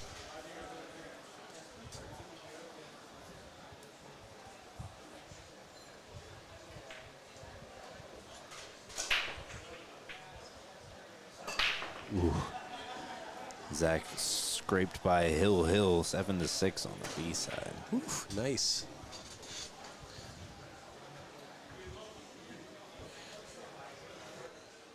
Bo, once again, gets a ball down and just can't get a good look at the one to get going. I feel like he's only had the one break that was great for him. And it was super great. Yeah, but it was very good. Everything else he's had to push out or... I mean, there was one rack, and I can't remember who broke, but the 9-ball ended up really close to the pocket, and they both missed an opportunity to win that rack, and that ended up going to Aman. So it looks like he's pushing out maybe to like in this area. Ooh, that's trusting the table more than I have the gall for. Yeah. But really nice speed. Yeah, newer cloth is okay, right? I'm just saying if that ball rolls away from the pocket a little bit. Drops right in the drink. Yeah. We've all had that happen. Yeah, it's so frustrating when you try to like slow roll a safety on a ball and you completely miss your ball because it rolls off. And when you're playing it in new spots to you, you might not know those little intricacies of the table. Not everyone has it, but yeah, after it's happened once, it makes you think every table has a chance of it. No. Okay. This is a very good opportunity now. 1, 2, 3. I don't see any problems here.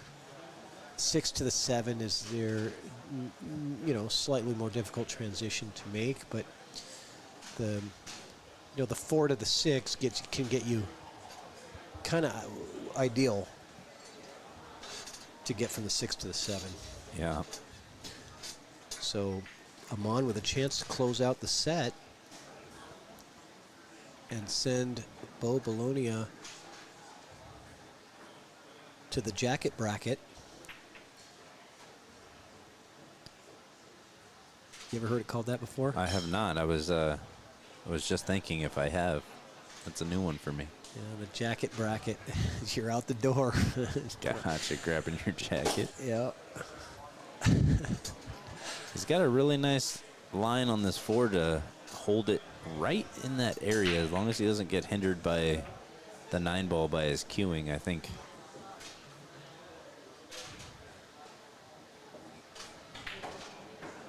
Oh, he decided to get Ooh, close. This is testy. Oh, my goodness.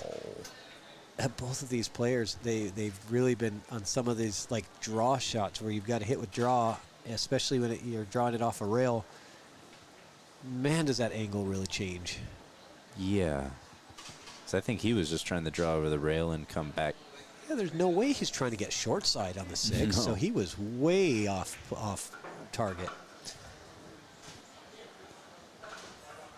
And as good as Aman plays, that just tells you how difficult it is to get used to the conditions. And I think with the newer conditions too here, you want a little bit flatter on this ball, but maybe he knows something I do not. Oh, he hit it sweet. He's going to get kind of close to his work here. Okay, he's all right. I'm kind of slacking with my camera angles. I think I'm losing some steam here. Yeah, it's been all. You've been at this since 9 o'clock this morning, 9:30. Yeah, and I did the exhibition match last night, and we did the setup on Wednesday, and so yeah, it's been. I had to make flower arrangements yesterday morning. But another Okay, game for Bo. Another game for Bo. Here we go, 4-6. That's 3 in a row, was it? I don't remember if it was 5-1 or 6-1. I think it was. Yeah, 6-2. Yeah. So 2 in a row now for Bo. He needs all of them in a row. And score update, Francisco Silva leading Kenny Brown 1-0. We'll see. It looks like it's kind of winding down, or we had a bunch that just started or maybe have not updated their scores. Joe Landy is up 2-0 over Jason Froling. Yeah, I think it's been going for 35 minutes or whatever, and there's no score. That just means the players aren't keeping the scores. But it should be a... Yeah.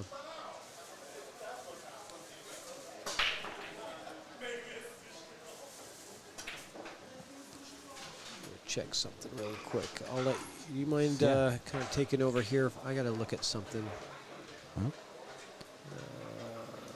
Mom gets a ball down, and also Sorry, just a second. you're good. Has a look at the one. Could play this with. I don't think he can get on the 2-9 combo. That's what he was thinking, but the 3 was just in the way. Oy. Dangerous spot to be in here. Excuse me. So I think he is completely hooked. Has an awkward angle to kick to an. Well, there's no way. Maybe he's just. Okay, okay. What's going to happen? Okay. Well.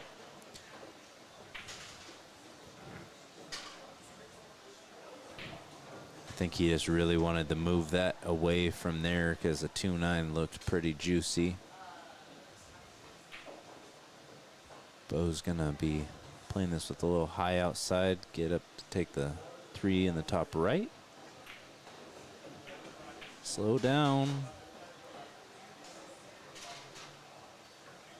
Doesn't find the drink, but it doesn't find great position either.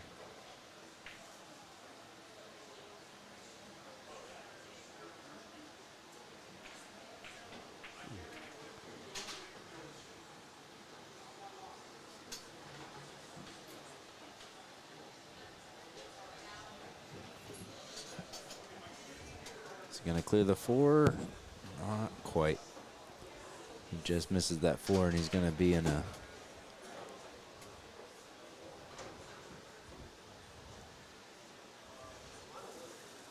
different spot.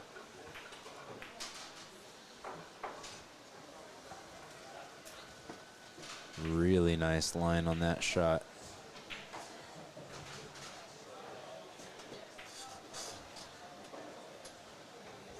Draw up onto the top left, I imagine.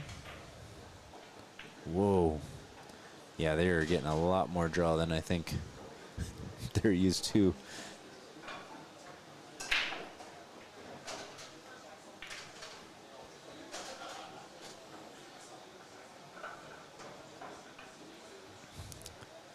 If he picks that path that he just pointed out and just gets above the side pocket, be a really pretty shot. And pretty it was. Gonna be a little wide, but still very manageable.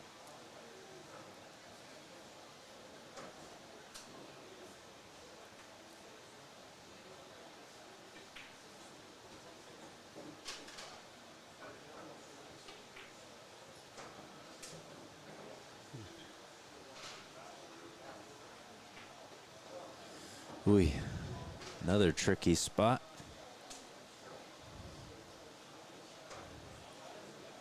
play the bank. You're running into the 9. Back cutting it. Cue ball is going pretty wild. That's what he's looking at. It's going to be just missing the side pocket. Coming up short.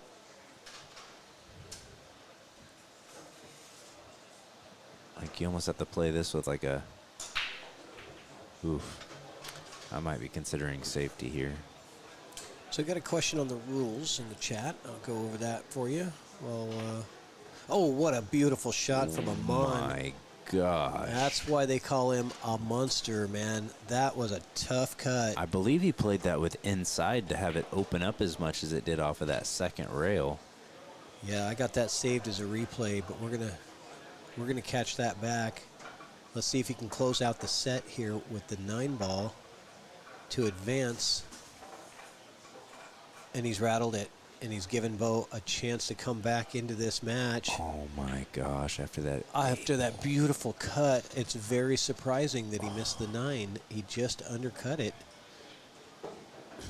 Unusual for either of these players. Yeah. You know, they're normally putting the games away when they have the 9 ball. And I don't know if you see any errors there in his stroke. It looked like he stayed down and followed through well. Just didn't hit it right. But this is no picnic here. Bo's got to cut this. Yeah, he's got it nice and thin. Wow. Great shot from Bo. That was super thin. And he's catching up real quick. It's 5-6 now. Let's see that replay. All right, look at this shot. I mean, he just put everything into that. Yeah, that was... And he had to be happy with, I'm almost coming around to that. Sometimes shooting over the spot, but like he didn't play it slow on that 9 ball. Like he did have to roll right over the spot, and sometimes if you play it slow, it can change the angle a little bit. But he played it at a good pace. I don't think that was... Yeah. Just a little misjudged. I think so. This is why it's a tough game. Yeah. Sometimes when you've been here all day, right? You've been here for 12 hours and going on 13. A lot of these players got here at 9 this morning. Your eyes start to get a little dry, and, you know, sometimes... And Sean had a question about misjudged. Yeah, the rules. Yeah, thank you for bringing me back on point to that. So this is non-BCA rules. It is, I guess I'd call it modified 9-ball rules. The modifications are wood rack only, no templates. 9 on the break does not count. Other than that, it's typical 9-ball. The 2 needs to be racked in the back. And you can break from anywhere in the kitchen.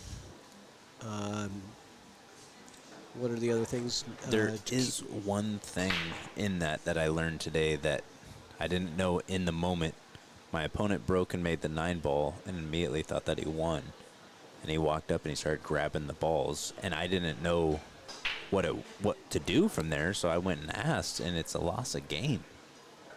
And I felt real bad because I was like, it's not your fault. It's not. And he said that he knew as soon as that he did it that it was, the error was there, but like, I did not want that game in that format, you know, like. No, nobody wants to win like that, but the rules are the rules. You've got nothing to do with it. You didn't do anything. All you did is ask for a ruling. Yeah. And that's what you're supposed to do, because you don't know. So your opponent needs to know the rules. I've never seen that happen. I've never seen that happen before, but I heard several people talking about it, and a couple people that I talked to never seen that happen before, where you thought you won with a 9-ball break, but it's not a win, but you raked all the balls, and that being a loss of game, because it's not a ball and hand foul at that point. Right. It's a serious foul, loss of rack. Right. And obviously it's unintentional. It's not like a sportsmanship or anything. He didn't mean to do it. It was just thinking that you just won a game and got excited. Yep. And that set ended up going hill. So that literally cost him the match. Yeah. Yeah. But you know what? That's the last time that's going to happen to him. Yeah. Right? Indeed. It is. So the value there is it's never going to happen to him again. Yeah. It's just crazy. As much as we play this game and like see a lot of things, how new things can still happen. Just talking to Jason about that while we were standing in line, for food at the dinner, and we were talking about that situation. And I said, it's weird because I'd never seen that, but I said, I think almost every tournament that I do commentary for, I see something that I've never seen before, like something come up, some weird rule or something that we just. That's the little intricacies of this game. There's just so much random things that can happen. Aman looking pretty sharp here. Yeah, this is the most he's been out of line so far, and it's only by a quarter of an inch. I think he wanted to be able to stop right there. Now he's kind of drifting towards the 5. He might take it in the top corner where I think he wanted it in the side, but I'm going to tell you what, if he doesn't get out of this rack, Bo's the heavy favorite because he has the break on the hill. And the momentum. And a lot of momentum coming back from a 5-1 deficit. Let's see. Yeah, this is awkward. It's traveling away from the 6. He's jacked up. Oh my Lord, what a line. Oh man, that came really close to the inside of that pocket. But he's perfect. Or dang near. Yeah, a stop shot. I think you want to draw back about a foot. Get a little bit of an angle to cross over for the 8, so you don't have to play it short side, but yeah. That looks pretty good. Yeah, you're right. A little more draw probably would have been good. You don't really want to roll forward for the short side, but you can if you want to. Knowing how Aman plays, I think he's kind of playing this with a center ball. Yep. Good pace. Yep. Just easier to stroke it straight at that pace. And he's funny again, a little bit. Very straight on this, so. He might have to just draw back and take it in the top right. Depending on if he can manufacture an angle by cheating the pocket, but see what then you're risking the rattle or something weird happening. Yeah, this is the smart play. He's all right. He's all right, but he's missed one of these earlier. I know. But he had to punch it more, and that was when you mentioned that he had the long bridge. Yeah. This is closer proximity, It's easier. very close proximity. He doesn't have to punch it. Just put a little draw so you avoid the scratch on the side. This is much easier because the object ball is so much closer. And there it goes. For the match. Aman Sunar takes it down. 7-5. Good tournament, Bolognia. Man, great matchup. I'd love to see these guys match up. I think 20 times they're going to be 10-10. They match up. They're real even. Yeah. So. Well, thanks for asking me up. Yeah, absolutely. I'm glad you were able to come up and join me. I'm just kind of down there right now, just pulling people in off the street, and I saw you wandering around there with a sign that said we'll commentate for food. So yeah, I thought, hey, we've got some food for you. We'll feed you, give you a bottle of water or something, and so. Yeah, no, and and these two, they're just such competitors. Yeah. Love watching them shoot. All right. Yep, great competitors and great sportsmen. And we'll be back soon. I'm going to take a little break here, but I think we've got one more match. I don't know, actually. I'm going to go find out if there's one more match tonight on this table or if that's going to be it for tonight. I'll be right back and let you guys know. So hang out just a few minutes.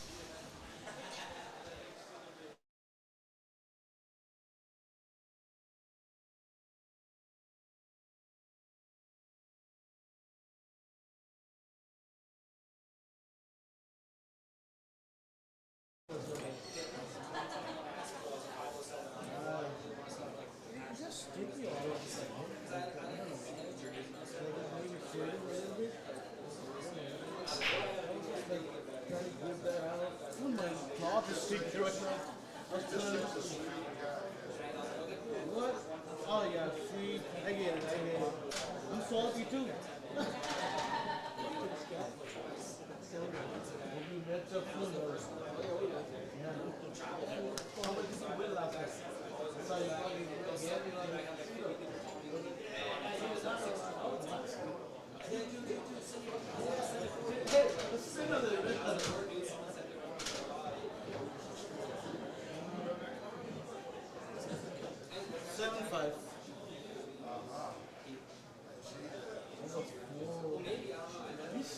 Someone's sitting on the bed for a second.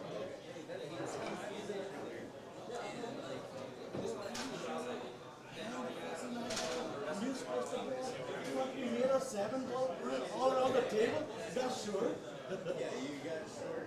Bro, that was hard as I could, bro. That was that hard.